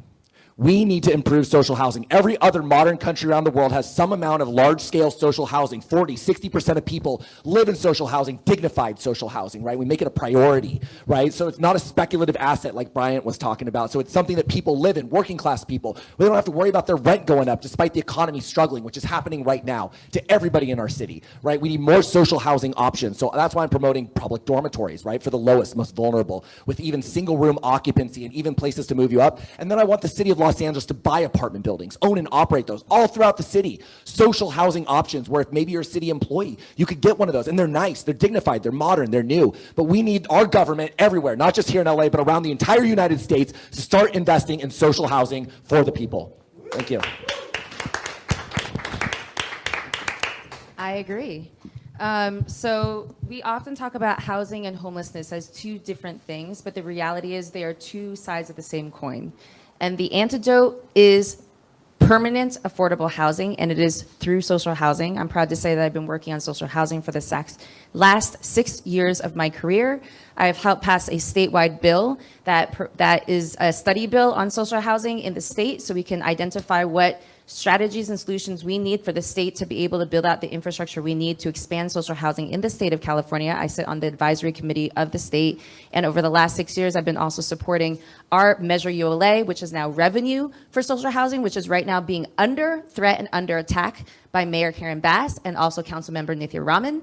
And we need to be able to ensure that we are protecting Measure ULA so that we can continue to use the $1 billion of revenue that will continue to expand to build housing. And let me tell everybody, because this is a conversation right now, ULA has not hurt our supply. In fact, we have had more apartments built over the last year than we ever have before, and we're going to continue to do that. So we need to expand social housing, and that is actually how we're going to be able to stabilize our own Angelenos to have housing. By the way, also tenant protections is something we need, so I'll plan on co-sponsoring a bill to repeal Costa Hawkins. I want to answer his specific question, because his question was about him as a man who's aging and living off of Social Security. I worked with the CFB Foundation for many years, and what we do is we celebrate our elderly. When I traveled in Europe a lot, I saw a lot of elderly people out at the nightclubs and people chilling. My wife, she takes care of her grandmother. They're from Russia. She's taking care of her elderly grandmother. They're not putting them in homes because we find that the deterioration of the mind is happening in these homes. So my point is, the same way we have Medicare for like people who are above a certain age, we need Rent-A-Care for people who are above a certain age. And that's a program that's specifically designed to help people who are now living on Social Security, veterans. These are specific group of people that are really being overlooked because there are people that they feel are more in need than them. But the truth is that everyone has different needs. While I won't say social housing, social, this word scares me because we got the DSA creeping their way into our government through socialism. And we've got to be careful. We've got to be careful with words and manipulation. We are a sensationalized community, and we've got to understand America is under attack internationally from foreign special interests. Say what you want. I'm just telling you how I see it. I have the right to tell you, and you have the right to accept it or not, but do your research. Do your research. Next to the last, okay, go ahead. how are we going to lose a perfectly good nation like United States, prosperous nation? I think that we have a problem right now with affordability. When we have so many of these houses and even necessities in daily lives, food, all that is so expensive these days. And I see so many people are having difficulty. I mean, Social Security benefits, I don't know, that doesn't cover anything near what's required for daily living. I myself, I worked my butt off all my life. I barely bought some sort of house, and some, area that's not very expensive, okay, in my 60s. So it is what it is, but we need to get this thing in control. And then we want to make sure that our housings are affordable, and then we want to make sure that the permits are streamlined, so that more houses are available for average people. And I think that's how we prevent a perfectly good society like ours from falling. Thank you. Hello, John Logsdon here. Make it 30 seconds here. Okay, first of all, I think rent control is the main key. That would be the key of what happens. You reach a certain age, and you're like retirement age, and it should just be capped. That's what I believe on that. Now, us working folk that are still out there, yeah, sure, it is what it is. But that's what I mean. I also think that we need to build. I know SB 79 is coming down. I don't want to be like going into all this, but I just want to say that I think that we need to actually build more in transit areas, create more housing stock that'll drive competition, which will actually create lower prices down the road. Thank you. We're going to have two more questions, and then we'll have closing comments. Hello, everyone. My name is Mohammed. I was born in Detroit. I recently moved to California to become an Angelino, Michelangelo. So I wanted to say, I had a comment and a question. My comment was that I believe that we don't have mayor candidates. We have presidential candidates all sitting up there. And I really wanted to say that we want to work together as humanity to solve the problems, starting with Los Angeles and then going to the world. My question is that I am Muslim, but we believe in everybody, as I consider myself a humanitarian. So my question to you is, how are you going to conquer Islamophobia, even if it's against any religion, in regards to spirituality? Because we believe in universal, the spirituality is universal. It's not tied down to a specific faction. It's tied down to all of humanity. So my question to all of you, I just want to say that I'm the spiritual leader of the Watts community. This is why I moved to California. And so they chose me to represent them spiritually. So we have the... Good question. For time's sake, let's get to answers. Thank you, Mo. So, being the Muslim candidate, I mean, I consider myself an American and Los Angeles, Angelino, and that's about it. But from the campaigning, I realized there is a lot of this Islamophobia going. Folks was asking me about Sharia law, and it's like, what the hell are you talking about? And things like that. But what I can do and what I have been doing is the past 11 years, I've been very active to get the church, the temple, and the Muslims all together. And you have to, this is a different even subject. Muslims are divided between Shiite and Sunni, and they don't even talk to each other, and things like that. So I brought all the religions together, and I continue to celebrate each of us together. Yes, there is books, but at the end of the day, we are all children of God. We are all united in faith, and our diversity is our uniqueness. Thank you. That's really great, and I want to applaud Assad for his efforts, truly. He's been really a leader in helping unify all the different religions and sects around Los Angeles, and truly we need that right now. And I think, you mentioned the right point. You said you're a humanitarian first. That's what matters, right? And here's the difference, is that we have religion and we've got humans, right? I'm an American first. I'm a Ukrainian second, right? I'm a humanitarian first, I'm a Christian second. And it's when you start to put your religion ahead of your humanity, that's when it becomes a problem. Then you're a fundamentalist, right? We need to push back against fundamentalists. They are people who would put their religion ahead of the humanity of everyone. And so I think that's the important thing. It's a cultural change that we need to promote, and I will do that as mayor of Los Angeles. It's okay, you could be any religion in the world, and it's great, but we have to put our humanitarianism, our humanity first, and then our religion second. So thank you guys.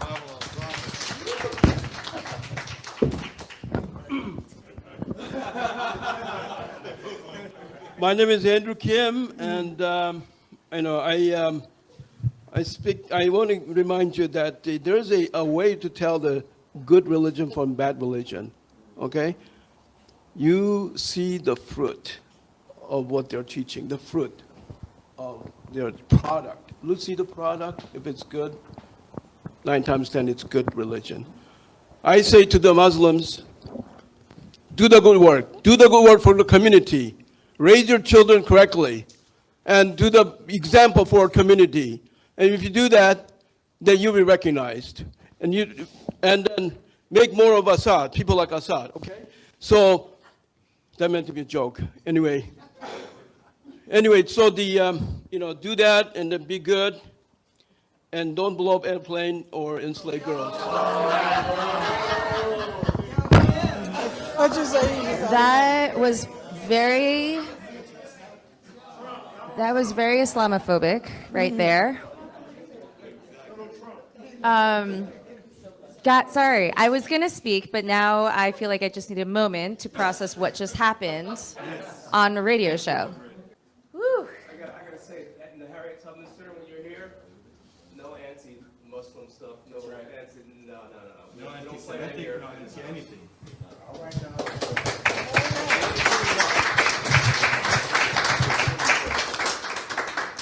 There's no such thing as good religion and bad religion. There are people of faith, all of us. Whew, sorry, I am still processing, y'all. I am a pastor, and I have been working my whole career around bringing different faiths together, whether you are somebody who considers yourself a person of faith or not, to be able to figure out where and how we are moving to build and to challenge and to change this world together. And that is the only thing, that is exactly what we need to do to be able to combat Islamophobia, to combat anti-Muslim sentiment, to combat anti-Semitism. These are all the ways that we need to come together. So we do have to actually spend time together. I spent time in the West Bank myself. This is why I am for Palestinian liberation, and I feel very strongly about it.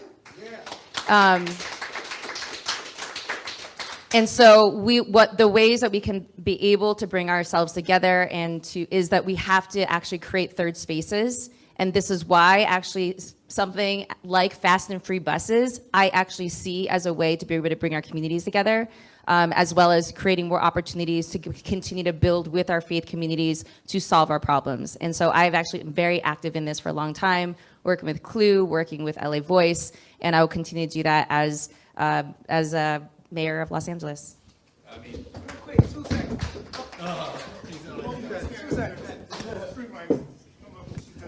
Hello, Tish Hyman. I was in Israel on October 7th, 2023, when the war started. And this is what I got from all of this as an American here. We are Americans first. We are whatever we are after that second. No one deserves to be discriminated against. No one deserves any hate. There aren't any special groups that deserve more protection than any other group. We all should be protected as Americans here because we all want the same thing: prosperity, safety, and for our city and people to thrive. So for me, I look at it all like whatever religion you practice, that's on you. We're all Americans. We're human beings first, and we need to act as that.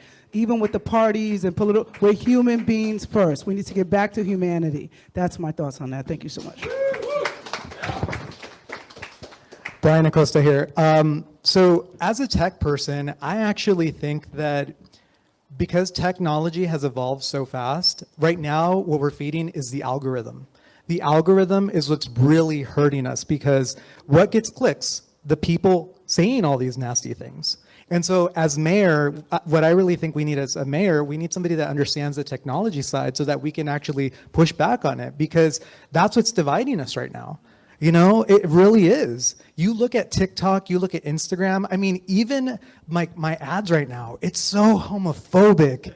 It's just so ugly. And so we need to be able to have a mayor that understands technology and takes the fight to the tech companies. That way we can start bringing down those walls and we can start really unifying in a way that makes sense.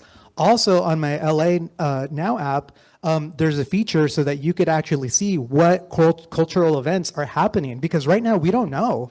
I would love to go to some Jewish bar mitzvahs or, you know, some Muslim temple activities, but we just don't know. It's always hidden.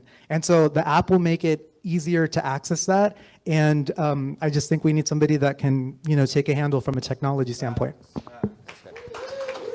All right, I'm John Logsdon. I just wanted to say, look at us mayoral candidates up here. Every single one of us is like, this is a diverse group, right? This is LA. This is what is amazing about this place. And it's also like we all come from different religions, backgrounds, cultures.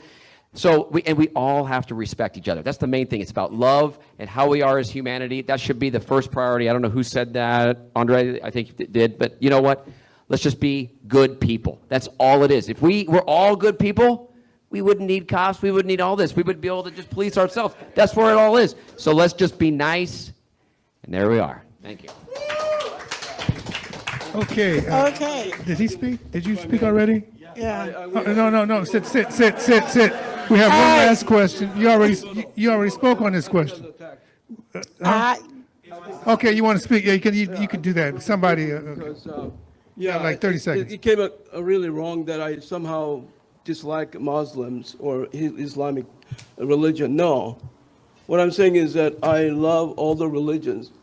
Islam is one of the main religions that I respect. That's all I have to say. All right. You made a joke with bad taste. I think that's what happened. All right, so this is KPFK's Mayoral Forum. We're wrapping up now, and we're going to have one last question from Executive Director of BW, Black Women for Wellness, Jan Robinson Flint. Go ahead. Okay, so I'm here today wearing my Black Women for Wellness Action Project hat. Black Women for Wellness is a 27-year-old organization in Los Angeles. Black Women for Wellness Action Project is a C4 organization we started in 2017. So I actually have a couple of reminders and a call to action for you all. So today is May 16th. The last day to register to vote is May 18th, right? So that's this week coming up. Now, you can go and vote at a voter center, but then your vote is your ballot is a provincial ballot. It's counted last. Okay, so your call to action, everybody in Los Angeles is not registered to vote. Register for people to vote, because every single one of these folks up here need people to vote for them, right? So one website that you can go to is called 1 Million Black Voters Rising. This is a national movement to register 1 million new black voters. This is because there has been such an attack on black voting rights all across the South, okay? So I'm gonna tell you that website one more time, 1millionblackvotersrising.org. And your charge and your call to action is to register 4 new voters before May 18th. You got 2 days. You know somebody. You might know a 17-year-old who will be turning 18 before the day of the election. There's a lot of Doris. And don't just tell him to vote, educate him a little bit. I'm going to get on to the second voting, thing. Go ahead. Okay. The second thing in terms of your call to action, we live in Los Angeles, we live in California, we live in America. It's a democracy that costs money. So if you believe in one of these candidates up here, send them some cash. Make a donation, because they need money to make it happen. No doubt, they need money, okay? So they need voters and they need money. So, I mean, it's great to applaud them and to listen and say, yeah, that was a good answer, but really put your money where your vote is, right? Because that's important. That way they don't have to take money from big oil or industry like that, and they won't be then subject to the whims of that industry. If you want a people's candidate, you got to fund a people's candidate. Okay, All right. One more point. got it. And then that is, there are plenty of people in Los Angeles who cannot vote, right? Sometimes for various reasons, in terms of it could be a conviction, it could be a citizenship status.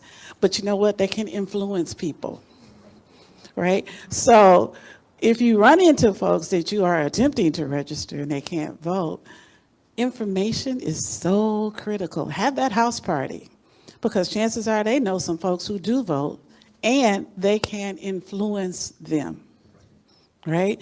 So you got actions. We are close to June 2nd. Voter centers open on May 23rd. That's next Saturday. There is challenge to the post office right now. So a lot of people might want to wait until the last day to mail their ballot. I'm going to suggest you not do that. I'm going to suggest that you get your ballot in, if you're mailing it, well before the day of the election, because that postmark might not get on that ballot until well after the election if you mail it on that day. So you want to make sure your vote is counted. If you're mailing it by getting it in, I would suggest a week before. That means this week. So if you're mailing it, mail it early. Well, not mail it now, because the challenge is the post office, and will it get the postmark on it in a timely manner if you mail it on that day? So that's just being the practical person here in terms of if you want your vote counted, if you wait till the last day, take it to a voter center and drop it in. Don't put it in the mail. So my question would have been to all of you, what is your path to victory? I pulled out my ballot. This is not my ballot, this is a sample ballot. There are 14 names on this ballot in a space where you can write in a name. Yes. So that means you got to have a path to victory, right? How do you get to be in this jungle primary, one of the top 2 candidates to keep it moving forward? Great question. Let's do this. Let's wrap that into your closing comment. How's that?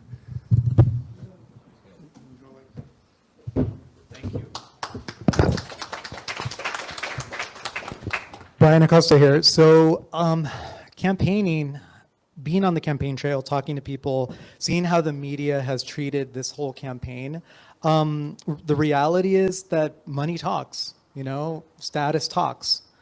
I'm just a regular Joe. I didn't grow up from a limousine, watching the city from a limousine window. I grew up struggling. I grew up from, first generation. My parents were immigrants.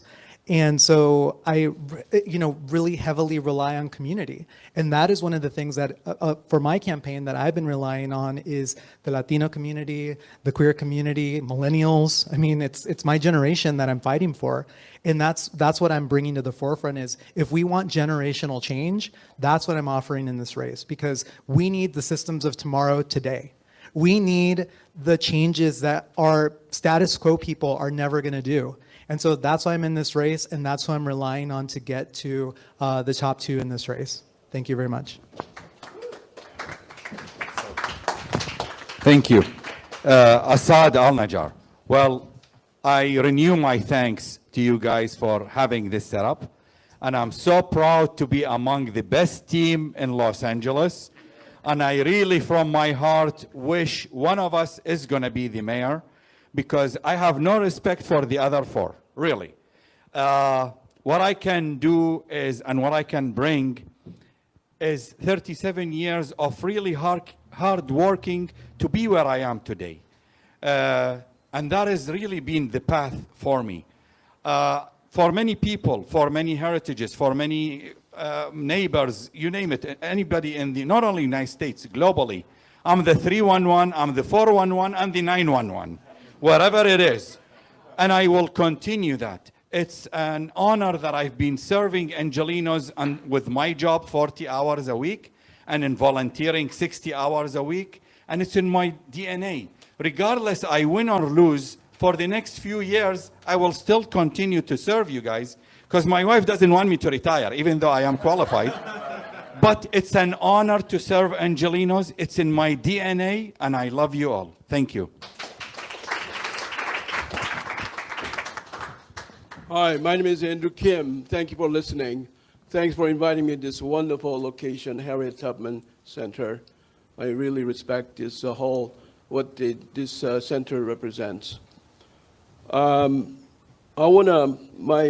clear path to victory is stay focused, agenda-driven, issue-driven, that is. My homelessness issue is the foremost of my passion. We have a misguided policy, keep on making our homelessness a victim. Unfortunately, our homeless populations are victimized by the system. My logo is my motto is Project Liberation Los Angeles. I want to liberate our city. I want to liberate our homelessness people. I want to liberate our family. I want to liberate my church. I want to liberate American dream. Thank you.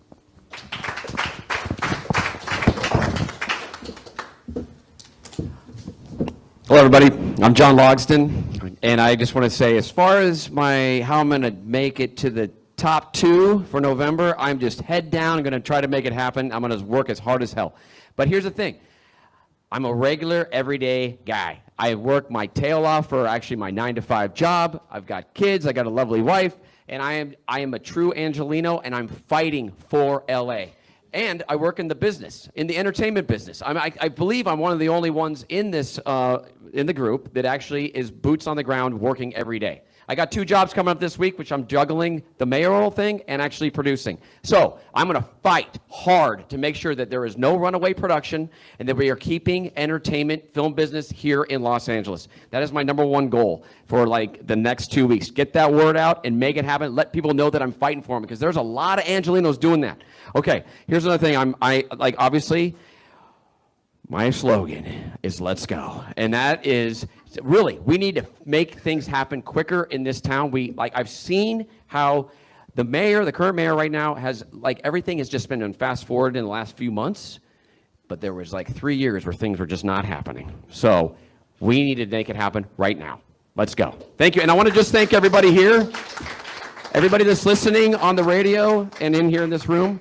Take a deep look at everybody up here. Look at the platforms because they are all great and everybody put their heart and soul into that. Look at mine, logsden4la.com. Thank you, and thank you to KPFK. Appreciate it.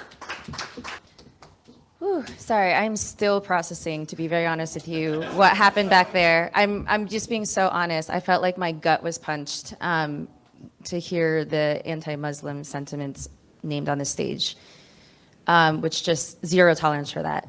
Period, in this city. As far as how our plan to win, I'm very proud to say that we have now raised over $500,000 with matching funds to be able, with zero money from corporations, zero money from lobbyists, over $500,000 to be able to put into our campaign. We have knocked on thousands of doors, and our field capacity is we are focused on that and to make sure that we hit as many possible doors as we can by by June 2nd. We have reached 500,000 people now on social media. We have well over 1,200 volunteers who are actively engaged in our communities and actively engaged in our campaign. This is the path to win, is that right now we are in a culture of fear.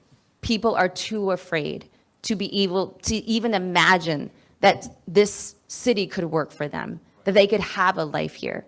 We need to change that around. And that's exactly why I'm running for office, because as I've been saying, it's not that the system is broken. It's that the system is working exactly as it's designed to work. The problem is it's not designed to work for you and I. And that's why we need to mobilize, move, show up, vote, volunteer, get activated, and finally change the system so that we make sure that this city works for working Angelenos. Tish Hyman here for my final word. And honestly, I'm already at the victory lap. Let me explain why. because I will never stop fighting for Los Angeles. Something awoke inside of me. And I left the studio with Ty Dolla $ign, I left Kanye, I left everybody at the studio to fight for this city, and I'm going to keep fighting. You know why? There's little girls dependent on me. There's women dependent on me. I know I've been in so many town halls where I see black people's history and our civil rights used as a mask for other people's agendas, and black people, we have a unique struggle in this country. Do not forget it. It is unlike anyone else's. It doesn't handicap us. It doesn't make us special, but it is unlike anyone else's. And I got tired of seeing all these other groups pair their struggle with black struggles. They are different. That is a fact. And I will be here fighting for this city forever. So I don't care about just this election. I'm going to bring $3 billion to Los Angeles annually anyway, because I already got the plan. And I already met with the people to make it happen. I love you guys. I'm fighting for this city. No DSA in LA. My name's Andre A. Salivra, and it would be my pleasure to serve you as your next mayor for Los Angeles.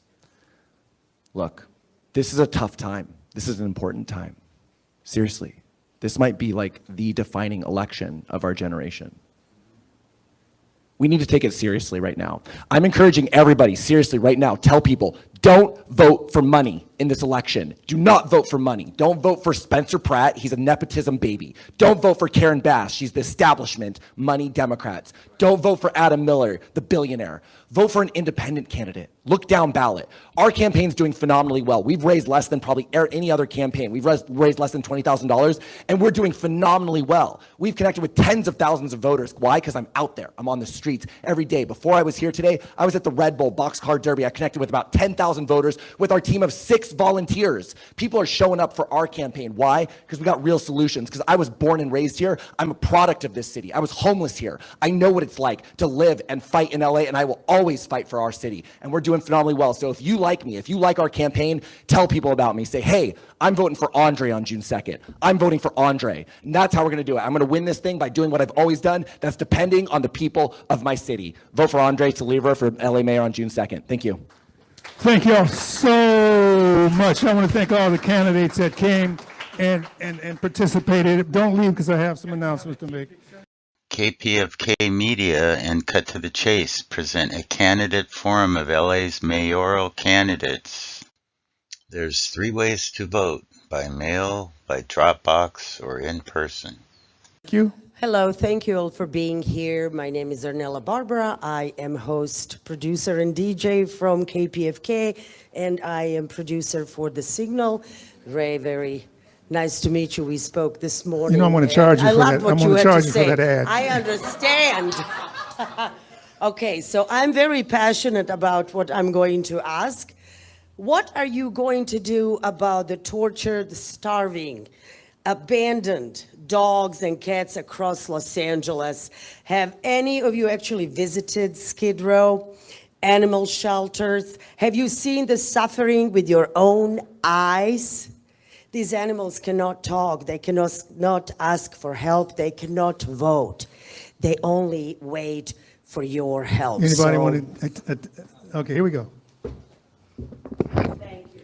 Thank you. Assad Al-Najjar. Well, since I work for the city for 37 years and volunteer at the same time through the Empower LA Neighborhood Councils, the past 2 decades, I work very close with the homeless from San Pedro all the way to where I live in Porter Ranch. And I do visit all the animal shelters. I work close with all the volunteers. And one of the main problems for our animal shelters to start with is when all the operation became under general services, in which now the food has to go through general services. When you have incompetent general manager doesn't even know what to order, that goes to general services, you have animals in the shelter have nothing. Then when you go to downtown LA, it's 10-minute walk or less from our building in City Hall. You find them, right, you find the abuse of the animals. I don't want to use the rape of the animals. And many times, by the time we report it to the police, it's too late to come in. Police doesn't even come. All right, anybody want to address that?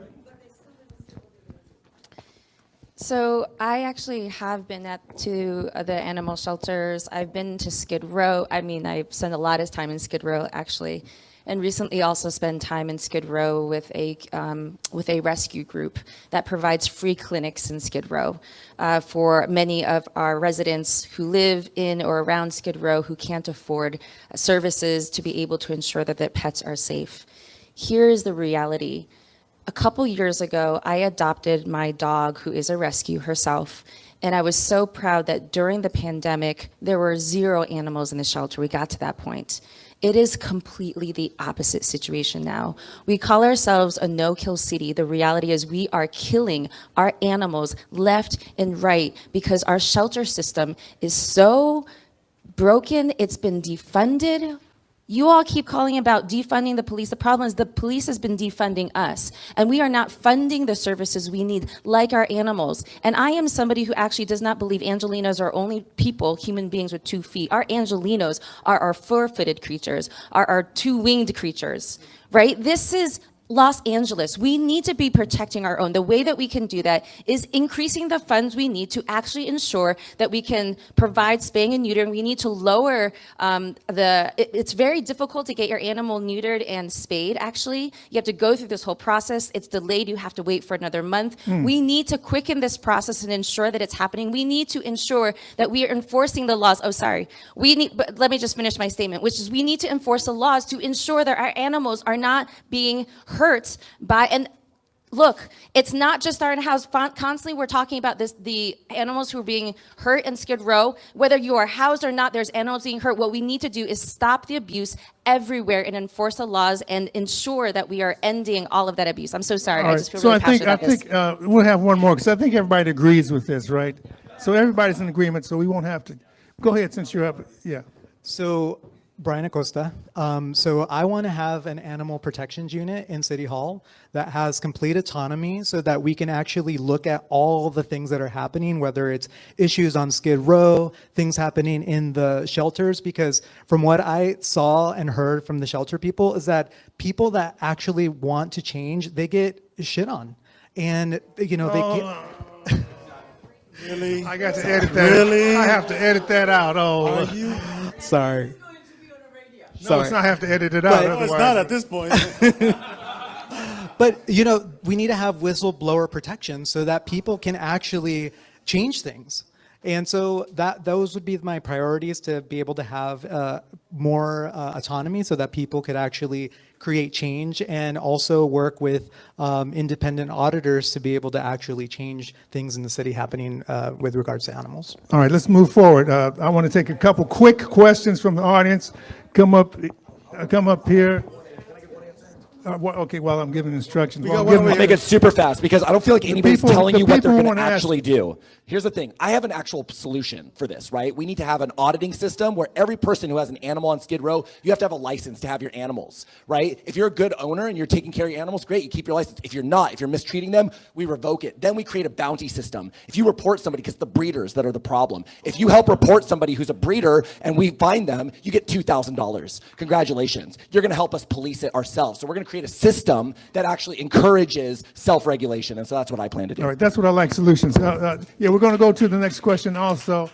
I'm glad I want to hear solutions. Everybody talked about housing and homelessness, but I didn't hear a lot of concrete solutions to that. So let's get a quick questions. We're running out of time. We're going to go a little over because we started late.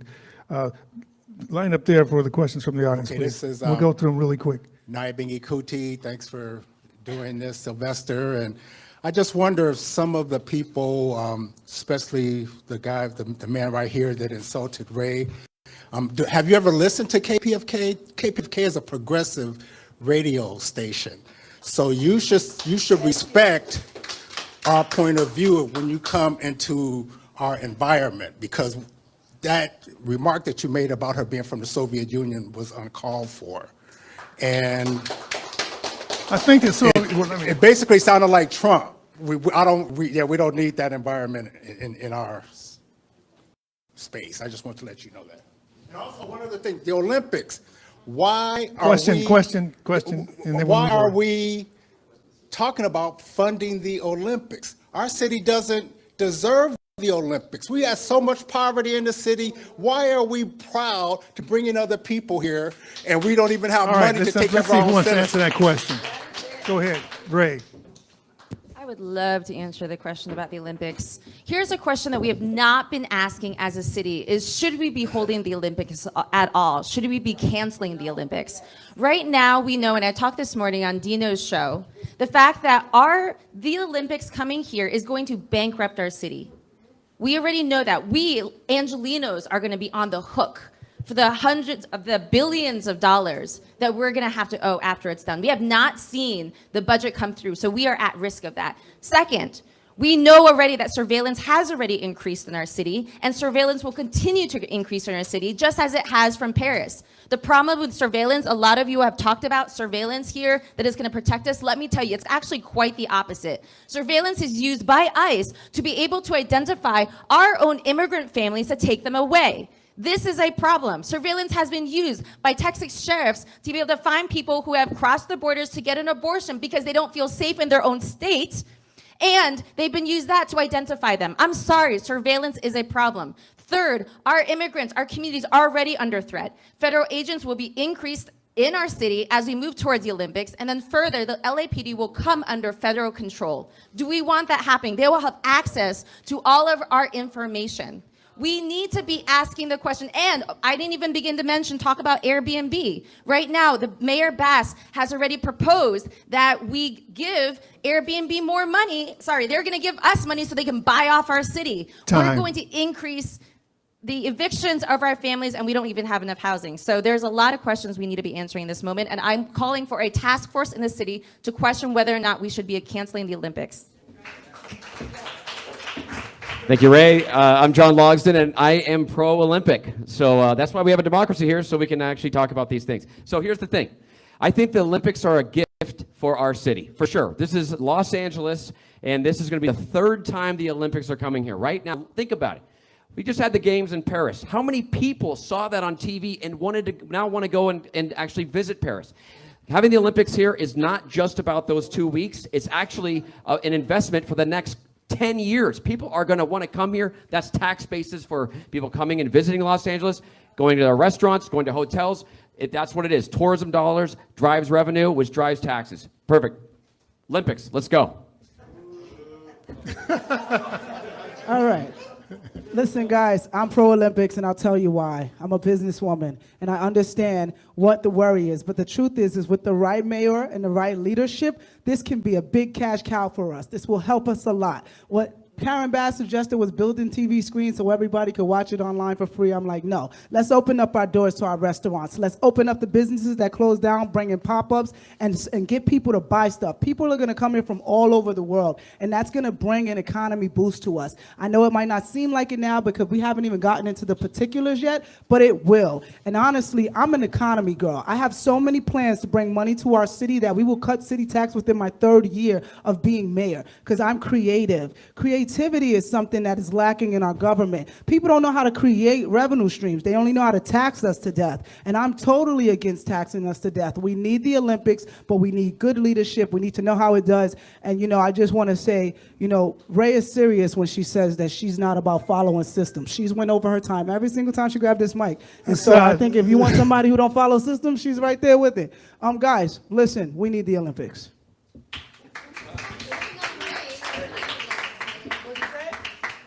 Go ahead.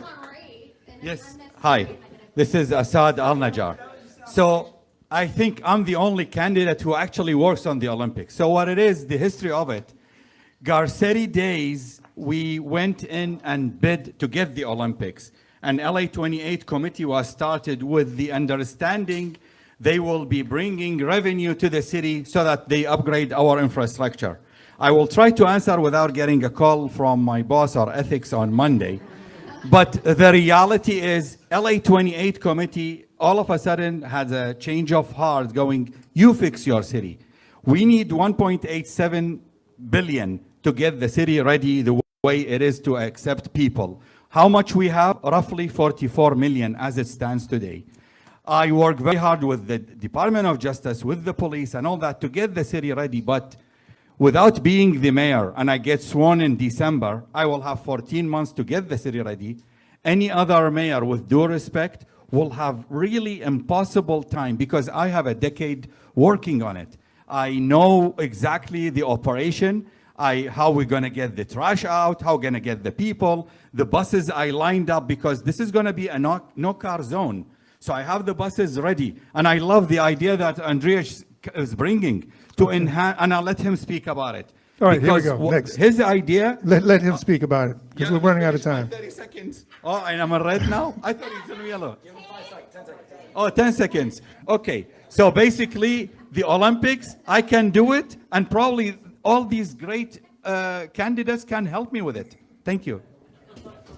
Thank you, Assad. Thank you. Seriously, thank you so much. And I'll make it very quick. Look, so here's the thing. The reason we're scared of the Olympics is because we haven't had a mayor or leadership who could execute, right? I execute on plans and systems. That's what we need. We need the right execution. And like Assad was saying, my plan for LA is to increase the bus transit routes and supplement them with a shuttle bus system, right? So this will make this so that we can actually move people around our city. The Olympics are good for our city because it brings a lot of money in, which floats all of our jobs, all of our economy, but we got to make sure we're prepared, right? And so that we need a transit system that works for people. Additionally, we also need to make sure we're making money, the city, off of all these tourists. Right now in downtown LA, all around, they're warehousing empty apartments. They're not putting them on the market. They're reserving them for the 28 Olympics so that they can overcharge, so they can gouge. I'm in favor of rent control, of a rent freeze from now through the Olympics so that they can't do that. And then additionally, I want to put a 25 to 30% tax on all luxury accommodations. This is any place over $250 a night that's renting in LA during the 28 Olympics, 25, 30%, that comes back into our city. And that can make sure that we have enough money to cover any overages, right? Because all this money's coming in. We got to make sure that our city's prepared to collect it for the people. All right, so we're going to move on to the next question. So no, that's not for this. That's it for this. I know you've been pointed out. Do you want to take a 30-second respond? So we talk about the fact that the Olympics is supposed to help our economy. The reality is the Olympic Committee has already said they're planning on considering contracts outside of Los Angeles that are more competitive. So that way, actually, our businesses are not going to actually be benefiting from the Olympics. Second of all, so many of our small businesses are closing, including Red Books, which I was just at the press conference and march with, in which case so many of our small businesses are not being supported, so they won't actually get to benefit. And even if they do get to benefit, they benefit for 2 months. What we need is infrastructure and a focus on the city of Los Angeles, Angelinos who live here now. So we want to talk about economy, we want to talk about finances, let's talk about the fact that it's going to bankrupt us, and we're not. Us who live here and our business owners are not going to benefit from it. That was the response. Okay, let's go to the next questioner. You know, we're running out of time. Next question, please. We want the next question because we're running out of time. We started late. Sorry, this John is is here actually from the Harriet Tubman Center for Social Justice. He might let us go over it, but we'll see. This is going to be a weighty question. So we've kind of touched on this here and there, but one of our biggest problems in LA is that there's over 40,000 unhoused people in this city. And the current mayor's solution, which seems like a one-size-fits-all, is called Inside Safe. It's extremely expensive, and the success rate has been abysmal. So what I would like to hear is, what are either fresh ideas that you guys are going to be bringing to solve this problem or modifying the current existing system? Thank you so much. Okay, so this is actually one of my top platform policy points. I want the city of Los Angeles to own and operate LA City-run public dormitories. The city of Los Angeles will purchase underused commercial and office spaces and convert these into 500, 600 beds at a time with wraparound social services on the ground floor. The LA Mission's already doing it. The cost is $15,000 to $25,000 per person per year, as opposed to $80,000 plus for Inside Safe. And we can use those savings to provide social services, mental health, addiction counseling and treatment, jobs training and placement, legal defense services, medical, right? That employs people. Instead of spending $500,000 putting somebody in a box, expecting them to fix themselves, we need to create a social situation, a social hospital for people where anybody whose life is broken can go there and get the social services they need, get a fresh bed, get a hot meal, get a hot shower, where we can take care of them at an affordable rate. Thank you. Yes, hi, this is Assad Al-Najjar. So being one of the lead engineers in the city of LA, we do not need to reinvent the wheel. We have a plan we developed back in Villagrosa days. It got signed November 2015. Yes, 10 years old, but it's still operational. It got adopted partially by LA County. My colleague, Mayor Lair Agran in Irvine is implementing it, and as you go there, you see it's working. Mayor of Beverly Hills. It addresses to the grassroots of the problem. First, it addresses the homeless families before they actually go homeless. It addresses the veterans. I will start renegotiating what we failed to accomplish Garcetti days, which is to get the veteran hospitals with the clinics that we could utilize immediately with alcoholism and the other programs. Yes, I saw the red. Thank you.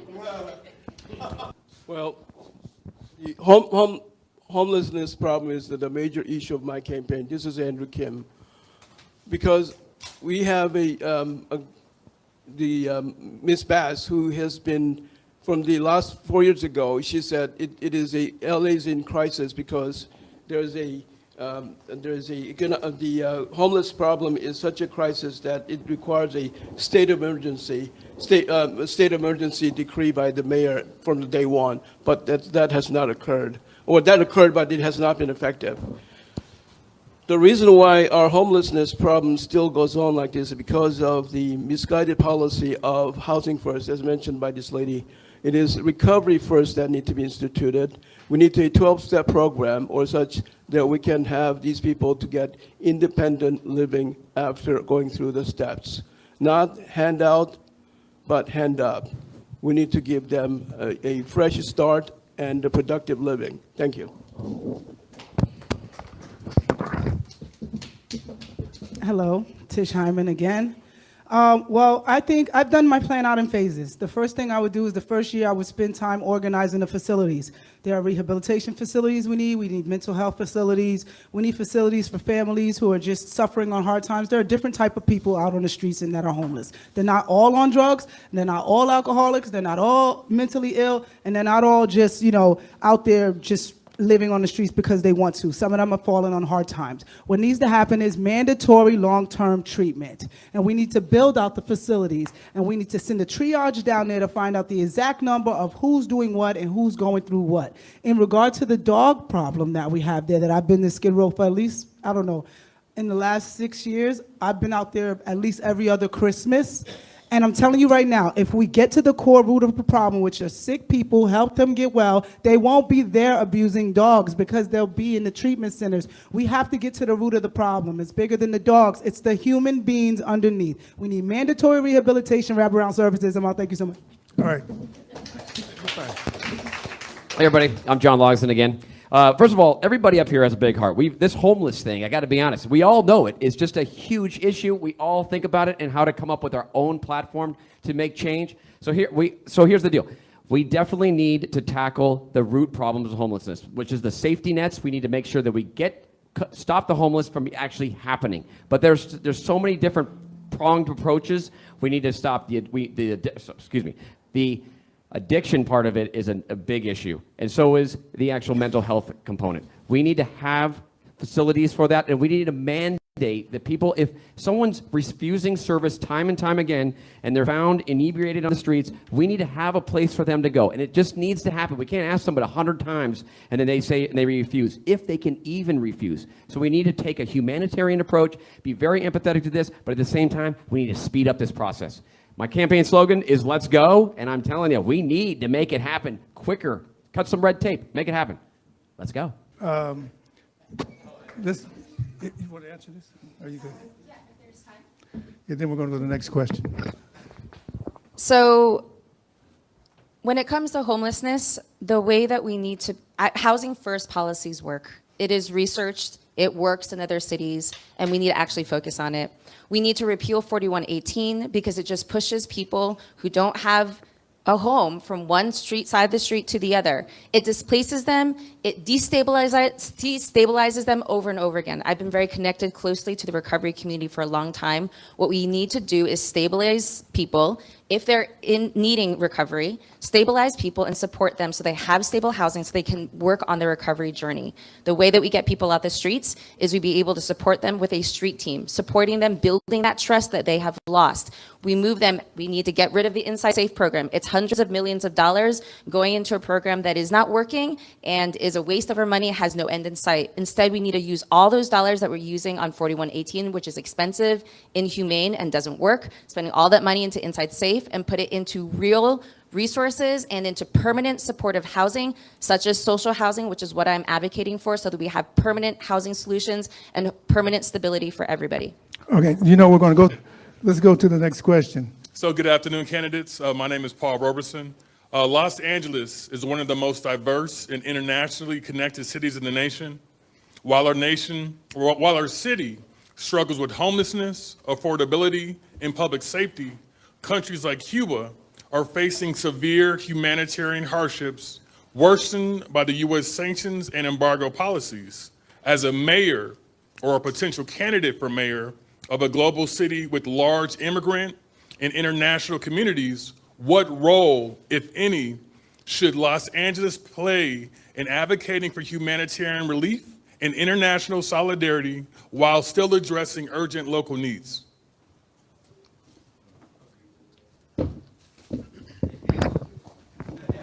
I'll be good this time. Brian Acosta. So I'm glad you asked that question because we see this happening with like money being sent to, for war, right, in Palestine.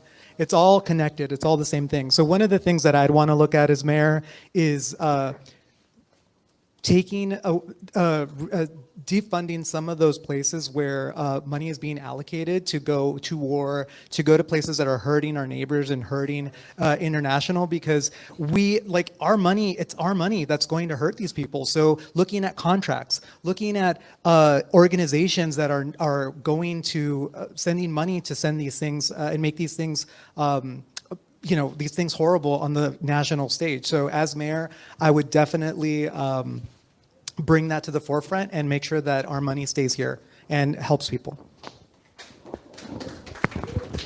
This is Assad Al-Najjar.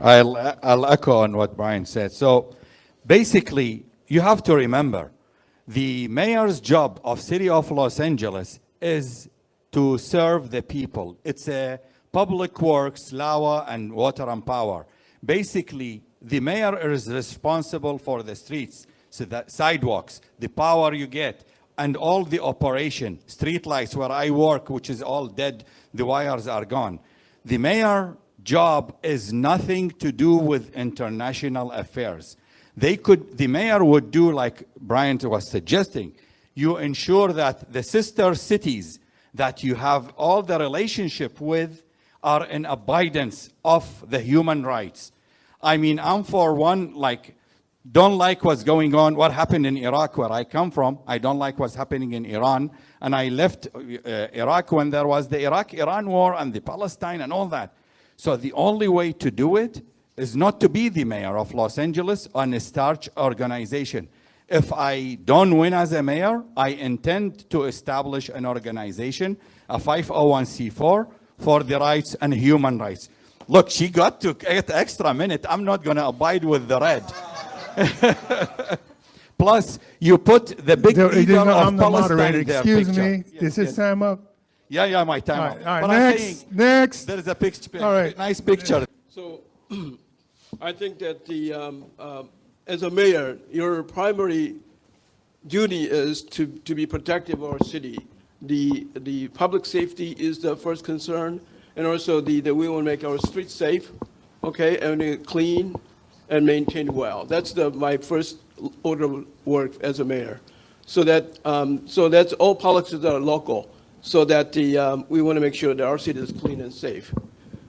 I want to say that I'm not going to be in another country while city is burning. Okay, thank you. As mayor, I will cut all contracts that are increasing genocide in any other country or war. As mayor, I will also be using the bully pulpit to call for us to stop funding militaries around the militarization and imperialistic endeavors of Donald Trump right now. And instead, we need to be focused on actually bringing our funding into our own city and into our own communities here in the US. The fact that we are funding our militaries, the amount of money that we're funding our military with is money that could actually save and end homelessness in our communities, can actually save and support our small businesses here, can actually help develop our economy and support our families with what you need, get us to become one of the best educational systems in the whole world. So there's so much that we could do, and we are wasting our dollars, and we're using that dollars to kill families and children around the world. That needs to end. Okay, this is actually more for the this is John Logs. This is more for the KPFK listeners, and I echo what Assad and Bryant said as well. But exercise your First Amendment right. Get out there. If there's something that you are fighting for, like Cuba, get out there and let us know about it. We are a city that loves to protest, right? So if you're fighting for something like that, get out there, use your First Amendment right, and then your voice will be heard. And then it'll actually might get to a level where we do something. The federal government or some organization actually helps. And like a country like Cuba, so to speak. There you go. Thank you. Hey, John, great answer. But here's the thing. Go ahead. You have a seat. Media has been co-opted by money. KPFK is a listener-sponsored station. I'd like to say that right now. We are funded by listeners only. That's why we could have this forum. Otherwise, we wouldn't be having this forum. And so, but thank you. And we have been out there. But see, the visibility, like the visibility of you, they don't want you because they fear you. They fear KPFK. And that's why we invited you here. I believe one of these candidates is going to be the next mayor. One of these candidates is going to be the next mayor. John. Yeah, thanks everyone is here at the Harriet Tubman Center. And, I'm wearing this shirt from Rosa Parks. Every December 1st, 5th is Rosa Parks Day. And the Harriet Tubman Center was able to go there and give the city council hell, and that's how it happened. And we're going to give some hell now, so y'all better do the right thing. But I want to just say that, I'm glad that Kenneth Mejia was able to expose the budget and the priorities that are upside down. The top of the priorities are the police, and everything else gets defunded. What we need is gets defunded, and that's a backward thing. So, since the Washington Post started finding out how many people were getting killed since 2015, every year the amount of people getting killed goes up. Every year. 2024 is 1,365 people. It just keeps going on. So he shows us a systemic thing that's going on, especially against black and brown people. My son, every time he gets into the... John, I love you, but ask the question. Okay. Every time he gets there, I was going to have two quick questions. Every time he gets in there, I worry about what the police are going to do with him. So it's a systemic problem. We have to do something about it. And right now, the city council is going to take up a plan to be the ones that can fire police. Right now, the chief of police can't even fire their folks. So this is going to be coming up in June. So I wanted to make sure, see what folks feel about that thing coming. The second thing was I got to go to Iraq and Gaza with the former U.S. Attorney General. I had a stroke 3 years ago, and I can't get stuff all the time. But I got to see a lot of places. I saw the horror in Gaza in 2009. In Iraq, I saw what was going on, and the amount of people who are suffering from cancer because they use depleted uranium, all these horrible things that are going on. So what are we going to do about what's going on in Gaza? Right now, there's From a local level, you're saying, what are we going to do about the international crisis? Okay, right. Because right now, the city council, with the city council, we're going to be pushing them to have to divest away from Israel. All right, here we that's go. the second I'm question. gonna make it quick. I'm gonna answer your second question first. How are we gonna do it, Mayor of LA? Look, I represent the people of the city of Los Angeles. This is not an international affairs position. However, it is a cultural position, and we do have cultural positions. So I will advocate for the popular cultural sentiment of our people, which is not to promote these types of genocidal activities. So I will at least use the cultural power of the microphone to make sure that we're making that stance that LA does not support this. So that's your second question. Your first question, in terms of the police, in terms of, like I said, it's a culture problem there as well, right? We need to make sure that we have people here, and I'm actually one of the few candidates who's in favor of a civilian oversight commission for LAPD. We have charter reform commissions where civilians can then make, recommendations. Why don't we have that for LAPD? If you're LAPD officer and you've had multiple infractions against the public should review that, not LAPD internal affairs. The public should make the recommendation for that specific officer and recommend them for suspension, and that's what I'll advocate for as mayor for Los Angeles. Thank you. My name's Andre Salivra. Hi, this is Assad Al-Najjar. So within the public works, we have civil obedience classes in which when one of my engineers or one of my draftsmen or whatever staff is out of line, then we have them in the civil obedience. And LAPD does not have this training or these classes. And this is what Andrea is referring to. So whatever the success stories we are having within public works should be implemented immediately in LAPD. There is no reason for the courses that is working in public works not to work in LAPD. Now back to your other question, and I didn't want to say that, but I'm going to say it. What you saw of ICE is just a drop in the ocean of the same troops did in Fallujah. It's the same training, and I think they classify them as zero classification, meaning do whatever it is, no questions asked, and nobody you have to report to. Right. One of our sponsors was Aki Bamboo. You can go over there and have dinner. They supplied that great Jamaican patties. If you want to have a further conversation, head from here to there. That would be great for them because they did it. They were our sponsors. How's it going, candidates? My name is Jared Ford, founder of Freedom Uncensored and America First platform, and I think I'm the youngest person in the room. My question to you is, as an Angelino, I don't care about New York, Texas, or Washington. I care about the state of Los Angeles, not even San Diego or San Francisco. I live in Los Angeles, born and raised. How will you make sure that the streets that are named after Spaniards, the country that was built by immigrants, and the buildings that were built by Blacks, immigrants, Mexicans, anybody from a different background, how will you make sure that the people of Los Angeles feel recognized and that you as mayor will serve them no matter if they're Democrat, Republican, or independent? Thank you for this question. This is Assad Al-Najjar. So working 37 years under the planning, the different plans, the 2020, the 2030, the 2050, and believe it or not, I'm still working on the 2060, even though I don't think I'm going to see it. But we do actually recognize all the diversified heritages in the Los Angeles area. And that's why we name cities, we name suburbs, we name a lot of the alleys to attribute all the cultures, to attribute all the great leaders we have here in Los Angeles. And actually, I am one of the advocates for the Made in Los Angeles label. When we did the trains here and we sold it to Qatar, they had the label on them, Made in Los Angeles, designed in Los Angeles. So in the planning, it is in there. Maybe it's slow because of all the other mayors are not pushing it, but under my leadership, I will push to have all the countries of the world represented in Los Angeles. Thank you. Thank you for the question. This is Andrew Kim. We have that phrase called e plumus unum, which means from many to one. So we need to have a understanding our nation has a history of combining all these diverse background people and making American all together. So let's think of ourselves as someone who's appreciative of what America offered to ourselves, as a group, and as an individual. But we Americans are proud people. I think that we have a problem not forgetting where we came from a lot of times, and we forget what we have today.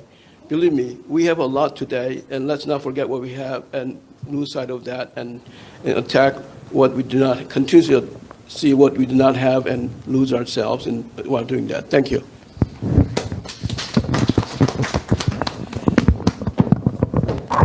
Mr. Kim, that was That was a mouthful. I really appreciate that.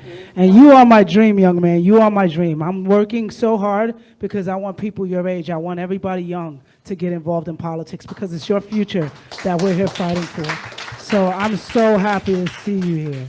Honestly, I don't know what I would do. I would have somebody like you tell me about it, and I'd be like, well, let's create a monthly program. I'm all about cultural activations. I'm all about exploring and celebrating our people, but we are all American. And that is what we need to remember at the core of us. We're all from different places, but like Kim said, we're forgetting what we have here. We have to celebrate our country. I've traveled all throughout Europe, Japan, and I'm telling you right now, we have the best country in the world. Unless you leave, you do not realize how blessed we are here as one nation, under God, indivisible, with liberty and justice for all.